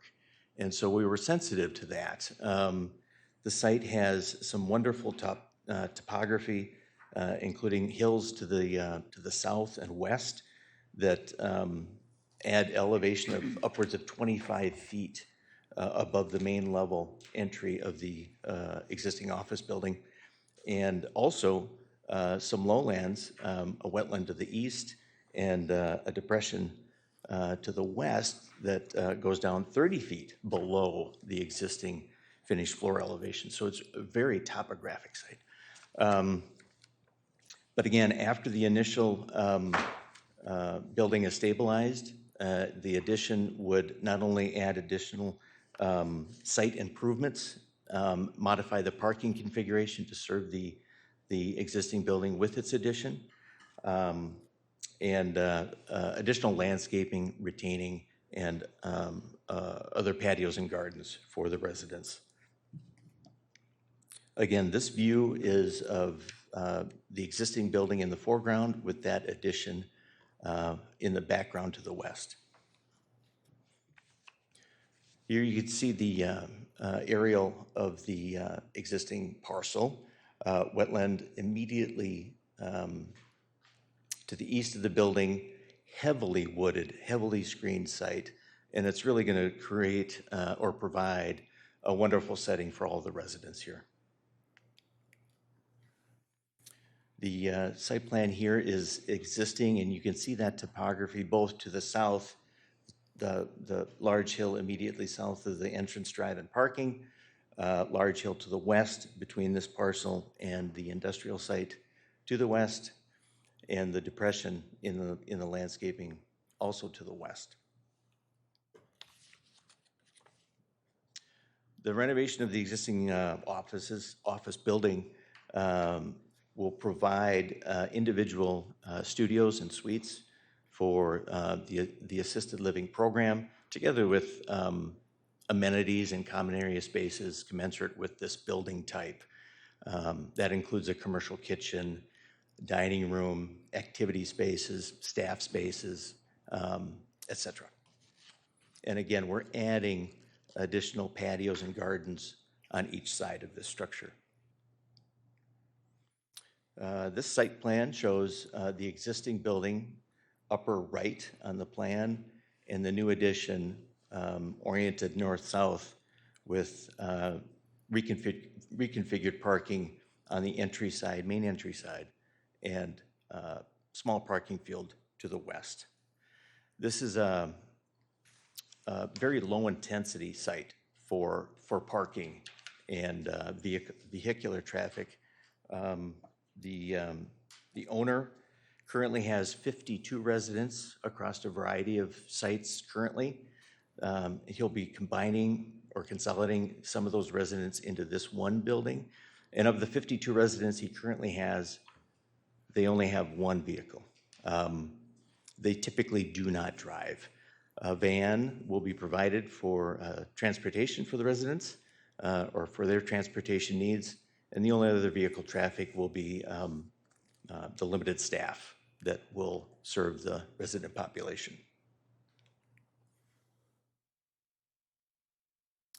This is the east elevation. Again, the existing building illustrated in the foreground with the new building in the background from this side. South elevation, existing building on the right, future addition on the left. This is the west elevation, which you predominantly see the new or future building. And from the north, existing building on the left, future addition on the right.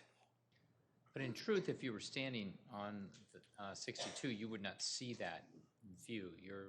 Yeah, right. No. I just want to point that out that. Yeah, virtually. If there were no trees, that's what we would see, but yeah. Yes, it is virtually impossible to see from just about any viewpoint. We worked with Civil Site Group in finalizing the civil engineering, utilities, grading, drainage, and landscaping, and they really did a remarkable job, not only accommodating the needs of what the structure and residents will require, but meeting all of the stormwater management and landscape requirements, including tree replacement plans. And just one final view. This is from the southwest. And if there's any limited perspective or viewpoint from which any neighboring properties might see the building, it would be from this angle. There is one area where the berm or hill to the south does dip down between this parcel and the townhouse community immediately, or association immediately south. But typically through the summer and most of the year, it's fully screened. So with that, I'll open it up to any questions. Council, let me ask one, and then if you have one, and then we can decide to have a public hearing. Only because the rusty patched bumblebee came up at another development meeting just about 2 years ago. You have a comment here about creating habitat for the rusty patched bumblebee. Have you actually identified rusty patched bumblebees, or you're just being told by the DNR that this would create the potential draw? Because to my knowledge, we have not documented rusty patched bumblebees across Eden Prairie, except possibly down on the River Bluff. I think, Mayor, I was going to say, I think the last time, it comes up in other development projects, but actually the last time I remembered it was when we were actually reconstructing with the county Flying Cloud Drive.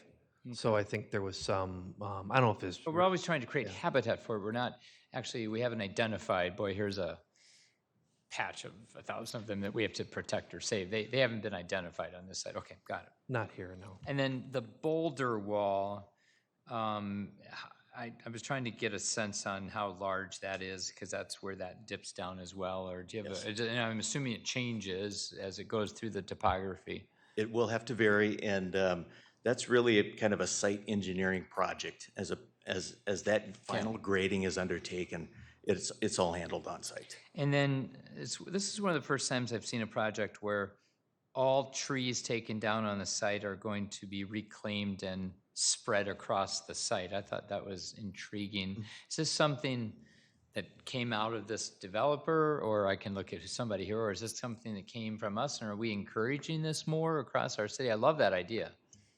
No, I don't believe that was a city direction. It may have come from civil site design or perhaps the architect, I'm not sure. I mean, I'm assuming it's not always possible, but wow, I just thought that was impressive. So basically, everything, vegetation on the property in some form or another stays there, yeah. Okay. Council, anything before we have a public hearing? We can always talk, or, I've got more questions, but I can wait till the public hearing. and then we could close it and then have a council conversation. Perfect. Thank you. Thank you very much. All right, this is a public hearing. Is there anyone in the audience wishing to address the council on the Baker Road Assisted Living Project? Please come forward.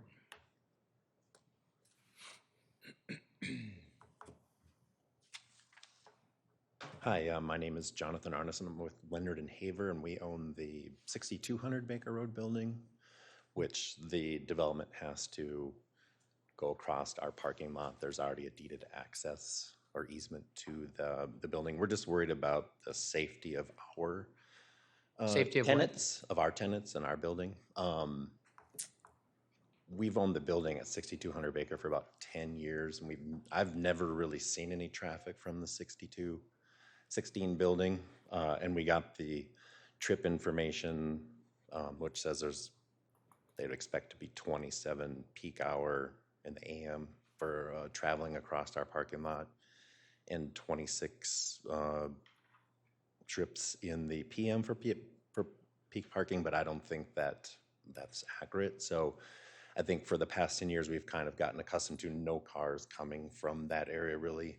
And so for us, it's a safety issue just because the mindset after 10 years is like, sure, there's not much coming down this road, so we don't have to worry about it. So that's our concern about that. The project, we like the project, it's great. Just the safety in the parking lot as people travel through our parking lot to go up to the. Are you coming with a suggestion Well, other than possibly, just don't build it or something? I do like the speed bump idea to make sure that people are not going fast through the parking lot to get up to the building.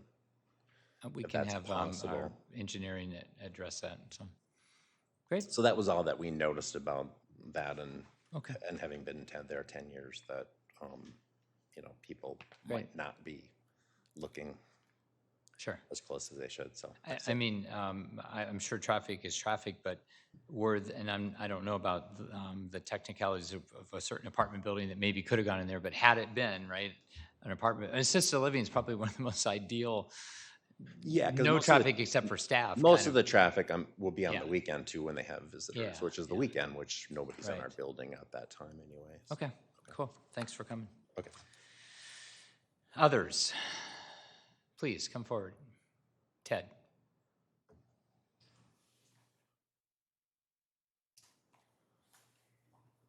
My name is Ted Melby, and I'm an Eden Prairie resident. I haven't heard anything about the percentage of impervious surface on this development. We'll have staff answer both of those questions then. I think it should be Julie, don't you think? I just think she should answer everything tonight. Yeah. That's my She thought. should answer every question. Robert, no write matter it down, what. just pass her a piece of paper. Thank you, Ted. Are there others in the audience? We'll get that answered. Are there others in the audience wishing to address the council? Okay. Council, why don't we make a motion to close the public hearing, and then we'll stop there. And then have Robert answer a couple questions, or Julie, and then we'll have comments and questions. So is there a motion to close the public hearing? Move to close the public hearing. Is there a second? Second. Any discussion? All those in favor say aye. Aye. Opposed? Okay. Public hearing is closed. Robert, why don't you go ahead and address those two, and then we'll go right to council. Okay, yeah, I'll start with the speed bumps. I wouldn't object to that. I might want to maybe have an offline conversation with our fire chief because this is an assisted living and ambulatory services. I don't know, I don't want a speed bump to create an issue with any type of emergency response, but any other use, I don't see that there would be any problem with the speed bump being installed. I'm kind of looking at the developer. They seem to be okay with that, but I would like to visit with fire services just to make sure it doesn't cause any response time issues. And I think you hit the nail on the head. If you look back at the aerials, we do aerials about every 2 years. If you go back to even almost to 2000, that parking lot for this building shows very little usage. Some years there's 10 cars parked, some years there's 25. But at any time, an office use could come in that would fill that parking lot. And then when we do our trip generation comparisons, we're looking at an average office use, if they were to come in, the number of trips during your peak hour and your AM and PM would be higher under an office situation than it would be for a congregate care or assisted living. So when you look at the averages and the potential of any office coming in, this is going to drive the volumes down, which I think would be to the benefit of the neighboring property. Now, as far as the second question and the percentage of impervious area being proposed, I'm not seeing anything in the technical analysis that is outlining that. So, Mayor, members of the council, so the city code only has a requirement based on impervious surface for properties in the shoreline district. This property is not in the shoreline district, so that is not something that there is a minimum requirement for on this site. As you can see by the aerials, there's a good mixture of impervious and pervious area, but again, it's not something that is required in non-shoreline districts. I would guess, just intuitively looking at it, that there's so much open space laying with the trees. I'm not sure where the wetland, if that's a shared whatever, but there's a lot of open space, and I'm guessing the impervious surface percentage would be small anyway relative if we did have some type of ordinance addressing that. But okay, council, do you want to go down the line, or I don't, or I don't care. You can start. Go ahead. Councilmember Nelson. I'm assuming that you're putting bathrooms into all the units. You might want to come up because I've got a couple of questions, and one I want to see it on the overhead. Not this one, but I assume that's a lot of your work to be done, is a large number of bathrooms? That is correct. Yes. I could, So every room has access to a immediately their bathroom? yes, as a part of the Minnesota State Assisted Living Code, every resident, it's a requirement that every resident has direct access to a restroom without entering a public way or public corridor. Yeah, So that's what it looked like. that is the way we have configured the plan. There are shared suites, that is 2 individual bedrooms who share a restroom and a private sitting space. And so, but most of them are private suites. Okay. This next part goes out to the landscaping around the building. Okay. And I suppose I should start by saying I have a brother in assisted living, so as a family member visiting them, I know how important it is both for the resident to have paths and such that are wheelchair accessible, but also especially some outdoor courtyards that are suitable with sitting spaces for visitors where you can sit down and visit with the resident in a little bit of privacy, or at least enough to put together a birthday cake if it's the right service. And I assume you have something inside as well. But those outdoor spaces and the ability for someone in a wheelchair, motorized wheelchairs often, to get out and see some of that is a huge piece of the happiness of the residents. So can you show me what you have, and is that going to stay even after the large addition to it? Yes, in fact, we do a great deal of senior housing, and one of our priorities in site design is to provide them opportunities to get outside. And wherever we can, provide paths or trails that are, of course, fully accessible and can circumvent the site. Now, the topography here provided us with some great challenges. No. The existing wetland immediately east of the existing building does not allow for any type of pedestrian route around the east side of the existing building. But from the north patios. Pictures that can be put up Oh, or map yes. or whatever, by some chance? I think. That's the inside, but the outside, okay. So where are these courtyards or, gliding trails or whatever you want to call them? So on the north side or top of the plan of the existing building, which is the east or right side building, you can see the cross-hatched Yeah. square. From that, there's a sidewalk around the corner to yet another patio, and then a sidewalk that then goes all the way around the west side of the addition Okay. and across the south, and then back to the two entry doors with large patios where residents can sit immediately outside the doors as Right. well. Does that have visitor benches as well, or, you know, Yes. it's, families aren't necessarily going to hover over them while they're trying to talk. It's Yes, much right. easier if everyone is seated. That's right. So that's, will be available in that front area that's fairly close to the parking as well. Yes. And then again, as much as we'd love to, we just can't go or continue around the east side of that existing building because the wetland is right there. But they could have a long place to go if they wanted to go all the way around one place and go back in the building, or just go back to where they came from, That's- depending on their mobility and interest, of course. Exactly. And one more little amenity, it happens to be existing on the current building on the left plan, which is the main level. On the right side of that plan, there's a little deck that projects out toward the wetland. Now, you can't get to it from outside, but only from the inside. Through that dining space, you can step outside, and there's yet one more outdoor space. That is nice. Yeah, I do like it that you do have the family visiting space. Doesn't happen all the time, but certain times of year it's nice, though December is not one of the big parts for doing anything outside. But it does look like you have the kind of thing that I would be looking for as a family member, let's say. And not all of places have a lot of that kind of thing. So I appreciate that. Councilmember Freiberg. Thank you very much, Mayor. I'm looking at the density. I'm looking at the original building, looking at 24 units, and you have an interesting phrase in here that, I don't know if the right word's concerned, but I like a clarification. That the average one of those 24 units is about 1/3 of an average apartment.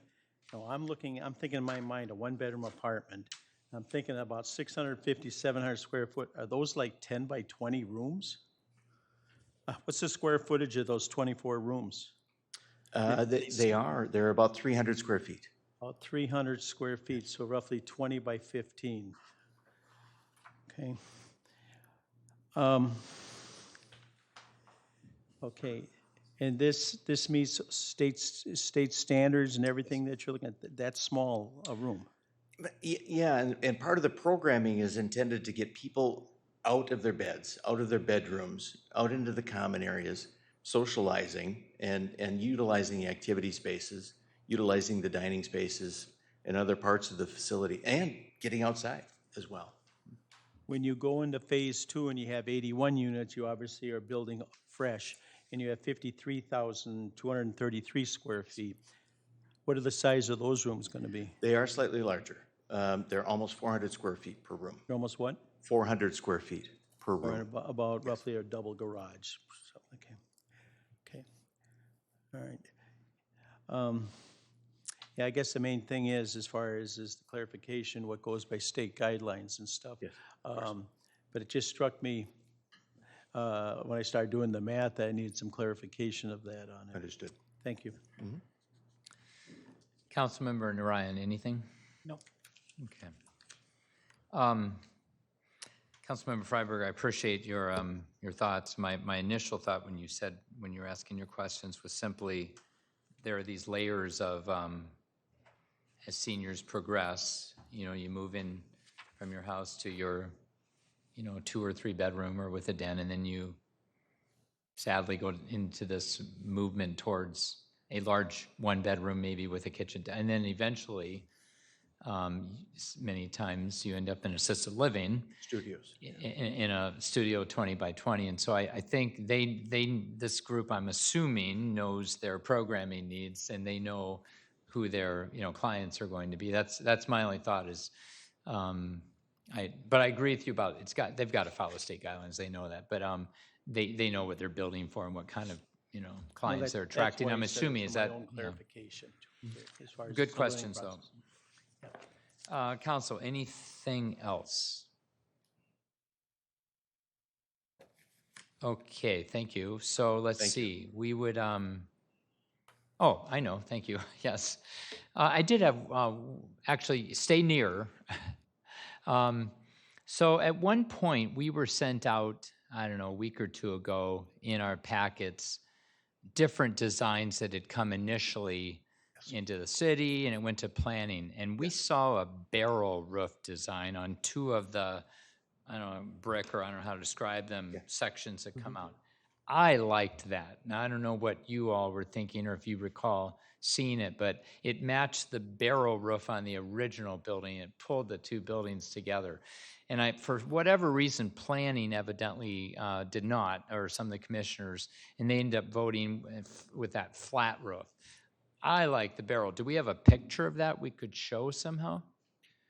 Mayor, I'll have they see if they can find one. Actually, like you said, it was emailed. Or if you to can go back to the square or this flat top one and then point out where those barrel roof tops would. I just think it adds architectural interest, and it pulls the two buildings together. But when I saw the three options, the drawings, I went, whoa, why did we? Yeah, right there. So on the white sections that are flat, I don't know what you call that, cornice or something coming out the top, right? That's where that rounded. That's and correct. You can't see it, but if you look far to the right, you see the barrel roof on the original building, and it just pulls it right together.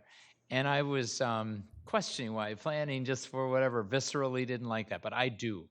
And I don't know how you all feel, but I think it's an easy fix to bring back the barrel roof design. And Staff, go ahead. Mayor. So and I'll let Julie add to this, but the going to Plan Commission, it was barrel roof. You actually saw at a different workshop before barrel roof, so there's like 3 or 4 different versions. Okay. I would argue, I think there were a Planning Commission member or two who did not like the barrel roof, but I wouldn't even say they voted on a non-barrel roof. They voted to put the project ahead, and I'm not even sure it includes no barrel roofs. I want you to know that. Great. Maybe a couple Planning Commission members don't like the barrel roof, but I don't think that was even the vote.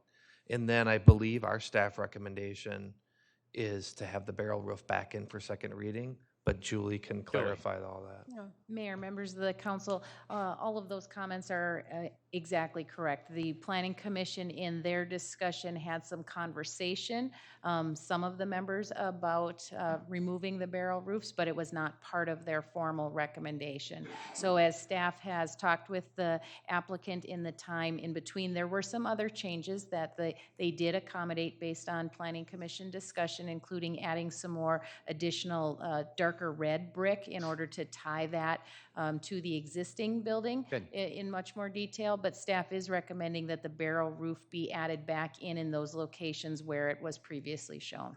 I will add, interestingly, that the interesting part, whatever, I guess, of this building, and I think it's actually quite nice looking, is that no one will see it. I mean, I guess that's an advantage in that it's whatever we do, there's just not going to be thousands of residents going by, oh, I like that or I don't. They're not going to see it. But that being said, when you drive into that parking lot, I just think to make this a singular kind of a building that fits together. I love your red brick extension ideas, some of it. I'm trusting you know where to put it. And I like the barrel roof. So council, any thoughts on that? Are you consensus, kind of nod?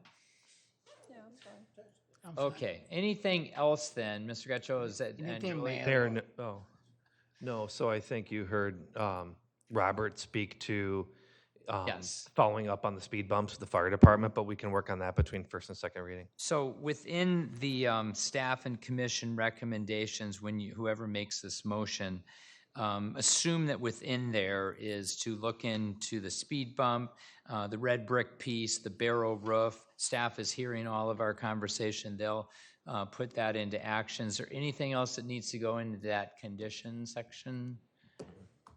Okay, is there somebody that would make a motion then? We've closed the public hearing, so just start with move to adopt. Somebody? I'll go. Adopt a resolution for guideline change from office to medium-high density residential on 3.79 acres and adopt a resolution for pub concept plan review on 3.79 acres.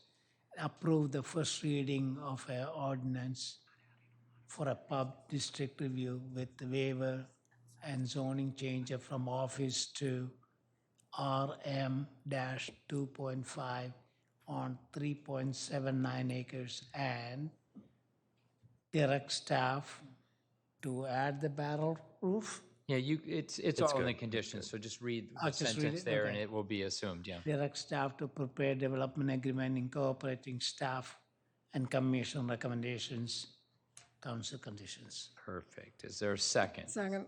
Is there any further discussion? All those in favor say aye. Aye. Opposed? All right. Welcome. This is great. Thank you. All right, Mr. Getchell, the final public hearing. Thank you, Mayor. Yes, this is a staff-driven comprehensive plan amendment. Our Community Development Director, Julie Klima, will provide you with a presentation on this amendment to mainly our transportation and trail plans to align with Aspire and with regional plans as well. And we do need to hold a public hearing if we're going to make an amendment to our comprehensive plan. So that's why we need the public hearing. Mayor, members of the council, we are before you this evening with a request to amend the comprehensive plan. As you know, that's a document that the city updates every 10 years. In the interim, while we are living with a live document, the Met Council is busy updating its policy plans, preparing for that next cycle of comp plan updates.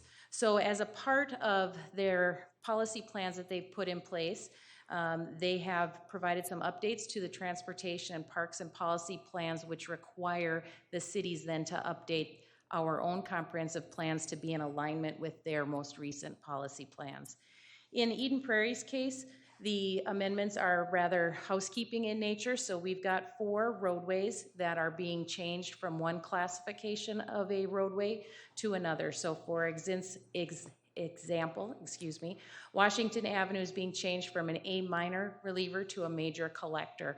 You can see the other 3 examples of the roadway classification changes that are proposed. In the trail section, 2 of the trails are being recategorized as a Tier 2 trail, and that Tier 2 designation refers to their funding priorities as the Met Council looks at prioritizing which trails should be funded for improvements in the future. And so we would need to make some changes to the text and the map to reflect that. A more housekeeping nature change is the Min Pass program was renamed to the Easy Pass program. So there's a portion of the comp plan that refused to Min Pass. We want to eliminate that and update it to the Easy Pass text that is being proposed. So with that, as I said, it is very perfunctory and housekeeping, and I'd be happy to answer any questions that you might have. Council, questions, comments? This is a public hearing. Is there anyone wishing to address the council on the comprehensive plan amendment, transportation and trails issue tonight? Seeing none, council, would you close the public hearing and go ahead and move to approve the resolution? Move to close the public hearing and approve a resolution amending the comprehensive plan. Is there a second? Second. Is there any further discussion? All those in favor say aye. Aye. Opposed? All right. Payment of claims. Are there any expenditures that you wish to question or learn more about? If not, is there a motion to approve the payment of claims? Move to approve the payment of claim as submitted. Is there a second? Second. Roll call. Councilmember Freiberg. Aye. Councilmember Narayan. Aye. Councilmember Nelson. Aye. Mayor Case. Aye. All right, thank you. Nice job, Sarah. All right. You passed. Yes. Or, you passed the audition. All right. Moving on to ordinances and resolutions, Mr. Getchell. Thank you, Mayor and Council. So speaking of housekeeping, this is very much a housekeeping revision to Chapter 4. Our licensing and regulation of alcohol, we don't have any major policy provisions or changes at all. We just need to get our chapter in line with state law. So obviously, through the last several legislative sessions, we need to update our definitions. We need to update some of the wording and streamline our process. So many of these, as you know, require approval at state level when it comes to licensing. So we want to match all of their language as well. Over the years, we have added, because the city has seen distilleries and tap rooms and brew pubs come to town, we've had updates over the years to have to allow those in our city, to have those uses. So those really aren't changing at all either. But this is very much a cleanup and a streamlining with state law. Our city attorney helped prepare this, so she would answer any questions you have, but there isn't anything changing with our policies. Council, any questions or comments of either our city manager or city attorney? If not, is there a motion to approve the first reading? Move to approve the first reading of the ordinance amending City Code Chapter 4 relating to licensing and regulation of alcoholic beverages. For a second? Second. Any further discussion? All those in favor say aye. Aye. Aye opposed. All right, Mr. Getchell. Thank you, Mayor and Council. So it's once a decade, roughly once a decade, we update our franchise agreement with our cable provider, Comcast. Our city, along with several other member cities of Richfield, Hopkins, Minnetonka, Edina, and Eden Prairie, make up the Southwest Cable Commission. Councilmember Freiberg serves on that commission. I am the staff representative. Our staffing, administrative assistance, legal assistance is all provided by Brian Grogan, who's about to walk up to the microphone and walk you through the negotiations that have occurred between the Cable Commission and Comcast over the last 2+ years that lead us to this point in time where we're recommending to you another 10-year renewal of our franchise agreement with Comcast and the city of Eden Prairie. All of the member cities need to adopt their own ordinance for a franchise. And I don't know if we're one of the first cities, one of the last, but tonight would be the first reading of that ordinance, and a second reading would come back at the July meeting. But as I said, Mr. Grogan is here to walk you through the update of the ordinance for the franchise and answer any questions you may have. Brian, I think your hair is grayer, and mine is too, than the last time we spent 10 years together on this commission. So thanks for all the work you do, and thanks for being here tonight. And for the record, my name is Brian Grogan. I'm an attorney with the Minneapolis law firm of Moss & Barnett, here tonight representing the Southwest Cable Commission, of which Eden Prairie is a member. I believe Mayor Case was on the commission 10 years ago. Chair for 8 or 9 years, Yes. I think, yeah. And I was going to make a comment about the hair, but you already stole my line, so we're good there. I do have a PowerPoint, if that might walk us through this quickly. I will give just a moment to see if that's going to pop up. Let me pull, so. You know what, if it's a problem. So really what I'm going to do is just tell you a little bit about the Cable Commission, a little bit about the industry, and then jump right to the franchise. The Southwest Commission consists of 5 member cities: Eden Prairie, Edina, Minnetonka, Hopkins, and Richfield. And you all have been part of that Southwest Commission for almost 30 years. It was put together years ago, groups throughout the Twin Cities to help regulate basically the inception of cable television service. And then over the years, the commission has helped regulate, and you kind of pool resources to accomplish that. We've already discussed the members of the council that are on it today. I wanted to mention for a moment, though, the unique position that cable television sits in your right-of-way. Most of the right-of-way users are gas, electric, water. They're regulated utilities. So your constituents will pay a regulated rate for whatever energy they may use, gas consumption. Cable's a little different. Cable's a for-profit company. It can charge whatever it wants. It's not regulated. So they pay you a fee, a 5% franchise fee, for the right to access the streets and the right-of-way. You're not going to be surprised to know that cable subscribership is dropping. People are switching to streaming services like Netflix and Hulu and HBO and whatever you choose to stream. So you're seeing your cable revenue slightly decrease. And eventually, what we're going to see is people buying strictly broadband services and then buying the video content that they choose differently from the way it's been the last 30 years. At some point, our legislature will have to assess, how does Eden Prairie get compensated for the use of the right-of-way by a for-profit company that's accessing the streets at some point, probably for very little revenue? Not a question we have to answer tonight. This franchise is still kind of the gatekeeper for how Comcast provides service in your community. But they're selling more broadband than they are cable TV. And what we're talking about tonight is strictly cable TV. So this franchise was last renewed in 2012. We would have been here a year ago, but for the pandemic, it slowed down this process. We did go out and create a professional needs assessment. It helped us assess the value of this contract and the various objectives that we wanted to achieve for your city. Very quick summary, this new franchise will be a 10-year franchise. It'll have the same 5% franchise fee that you have currently, so we're not increasing that. But we tried to provide the strongest definition of gross revenues that we could, so that we're trying to cover the biggest waterfront to be able to apply that fee. I'm a Comcast customer in a different city. I buy cable, broadband, and telephone. Only cable has the 5% fee tied to it. Broadband does not, telephone does not.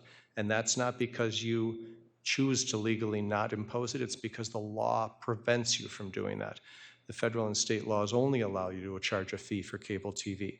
So that is what our franchise covers. We maintain strong customer service provisions in the document.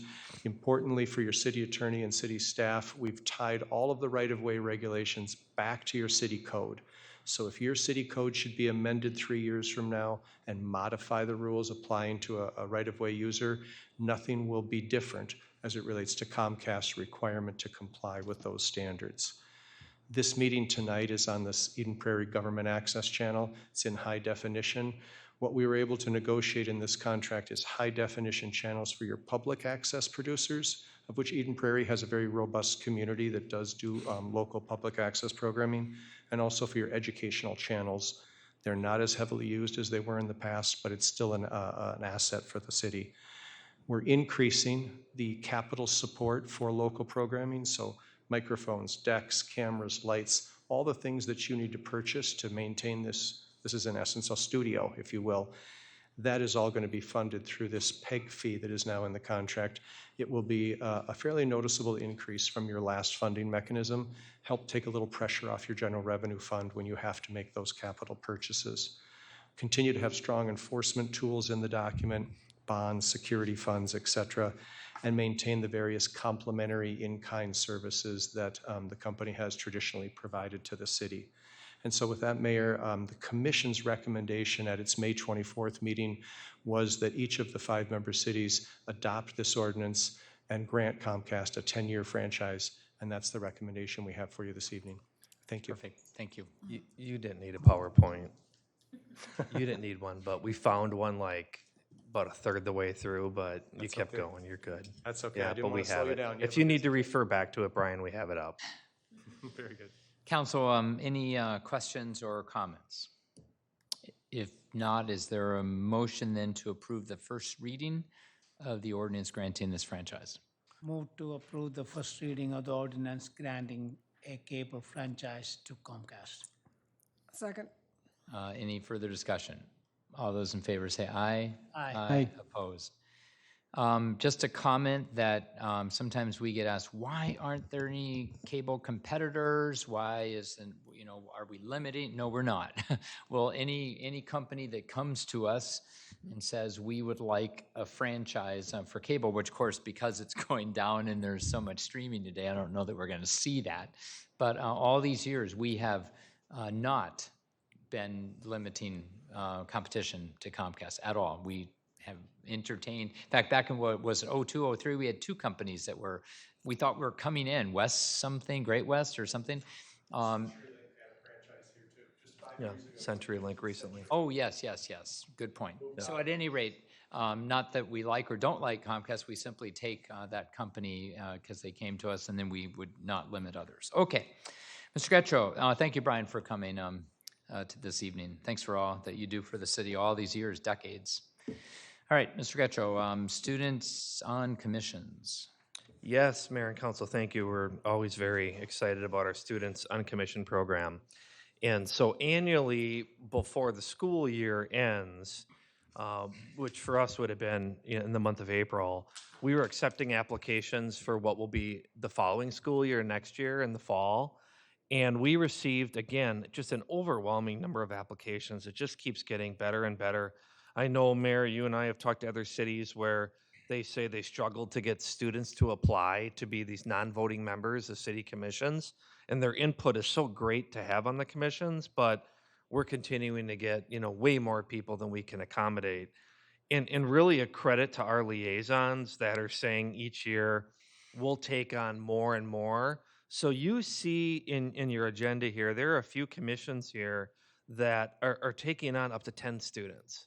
And what we typically do for the students is almost all incoming seniors we want to accommodate. So that's typically who we give preference to. It's their last shot at this on being on a commission.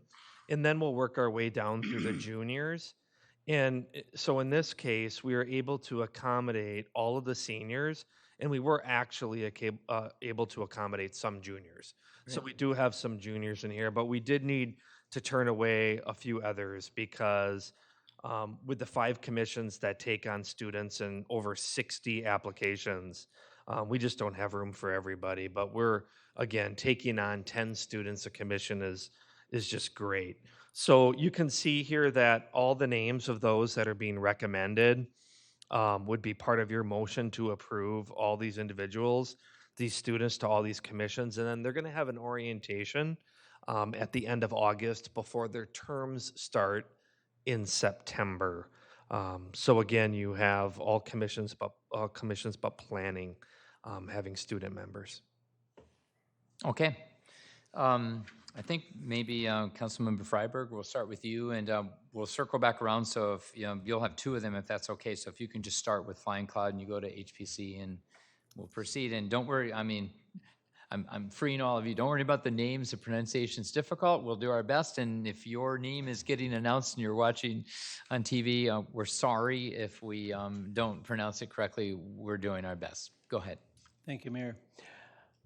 I move to appoint to the Flying Cloud Airport Advisory Commission Harshan Chandrasekhar, Leo Johnson, Jack Morissette, Daniel Chung, Seth Johnson, and Bergen Papa. Great. I move to appoint to the Heritage Preservation Commission Nikhil Andrew, Birgit Bergeron, Abha Gupta, Abhinav Kotharaptu, Owen Karth, and Amukatha Pathametseti. Sorry about that. No, you're doing the best we can here. You did great. I would move to appoint to the Human Rights and Diversity Commission Kanya Karthik, Shivangi Mohan, Navra Nambiar, Kiana Poole, Sudishka Tala, Madeline Wilson, Tamia Hassan, and Jude Campbell. I move to appoint the Park and Recreation and Natural Resources Commission, Venkut. Oh, that's a.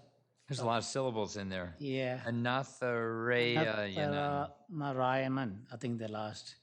Jasmine Berry, Jessica Fang, Rohel Grag, Andrew Jinder, Jack Hemkes, Sydney Strong, Sayona Kaura, Aidan Rice, Sophia Strail. Okay, move to appoint to the Sustainability Commission Riley Brazil, Sophie Kane, Lucy Dowdell Osborne, Lisha Ehler, Lalita Gunturi, Rushan Guru Murthy, Shabrim Kanakar, Pranav Nararian, Kate Ropchak, Lily Timpe, and Kertree Tumo. All right, thanks, council members. This was People don't realize it's stressful on us, so good job, everybody. So is there a second to that Second. motion? Any further discussion? All those in favor say aye. Aye. Opposed. All right. I know it's a little bit late. I am not going to go through a lengthy report in the slides. I just want to tell all of you and the people of Eden Prairie that the City of Eden Prairie is part of the U.S. Conference of Mayors. It's a group of 1,400 cities that are 30,000 population or larger. So it's an exclusive group. They meet about twice a year. About 300 mayors get together. My former predecessor, I think, got me started, or at least the idea of it, or associated me with it. Elizabeth Couts from Burnsville has been president of the U.S. Conference of Mayors back about 10 years ago. When the mayors gather, it's the largest gathering of mayors in the world.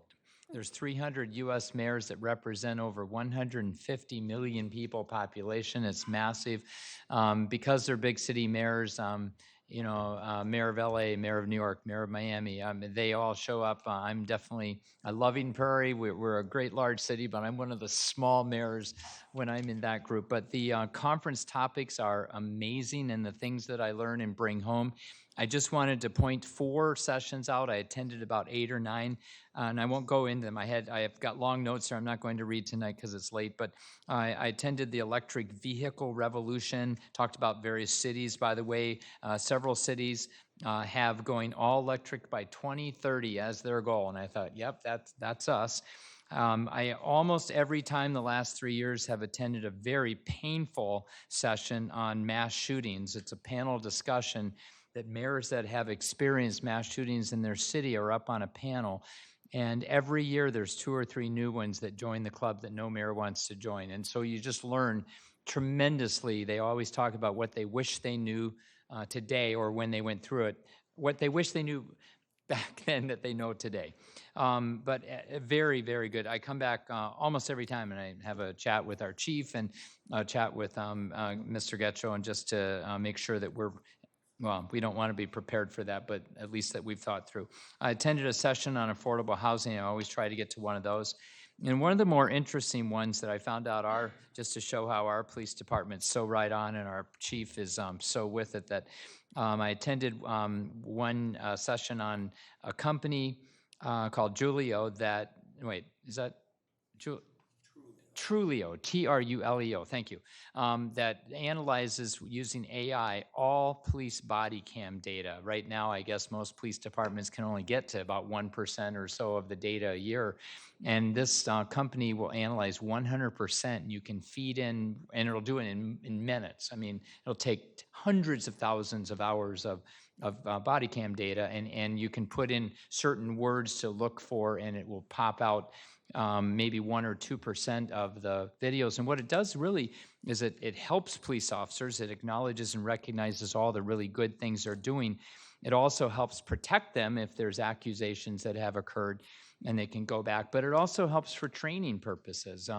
They use Chauvin as an example, that had his data been analyzed 5 years previous, you would have seen early signs of some of the things that he exhibited. So anyway, interesting company. It's not free. I don't know if it's cheap, but it's definitely something worth looking into. And I came back to talk to Mr. Getcho, and he said our chief's already heard about it. He's already interested, already looking at it. I don't know. That's up to you. We don't micromanage, but it's just nice to know that you know about it. So those were just 4 sessions of many. It's the informal conversations with the mayors. I had in an evening social hour, I was talking to LeVar, who is the mayor of Richmond, Virginia. I believe he's the first black mayor of the capital of the Confederacy, which I just thought was wonderful to be chatting with him that night. But 2 days, actually it was the next day, Richmond had their mass shooting. So here I'd been with the mayor, and we were talking through, I believe, I forget what exactly we were talking about, but I believe that he mentioned just some of the sessions and courses, and the very next day he had to deal with that. So at any rate, phenomenal opportunities, and so just let the public know as well that these are they are continuing education for us, and several of us are going up to Duluth next week just for a day and a half session with, the League of Minnesota Cities. So again, it gets us into sessions and courses and chatting with our neighbors and council members and mayors. So All right, with that, council or Mr. Getchell, is there anything else to come before the council this evening? Nope. Is there a motion to adjourn this evening's meeting? Move to adjourn the city council meeting tonight. Second. Is there any other discussion? All those in favor say aye. Aye. Opposed, this meeting is adjourned.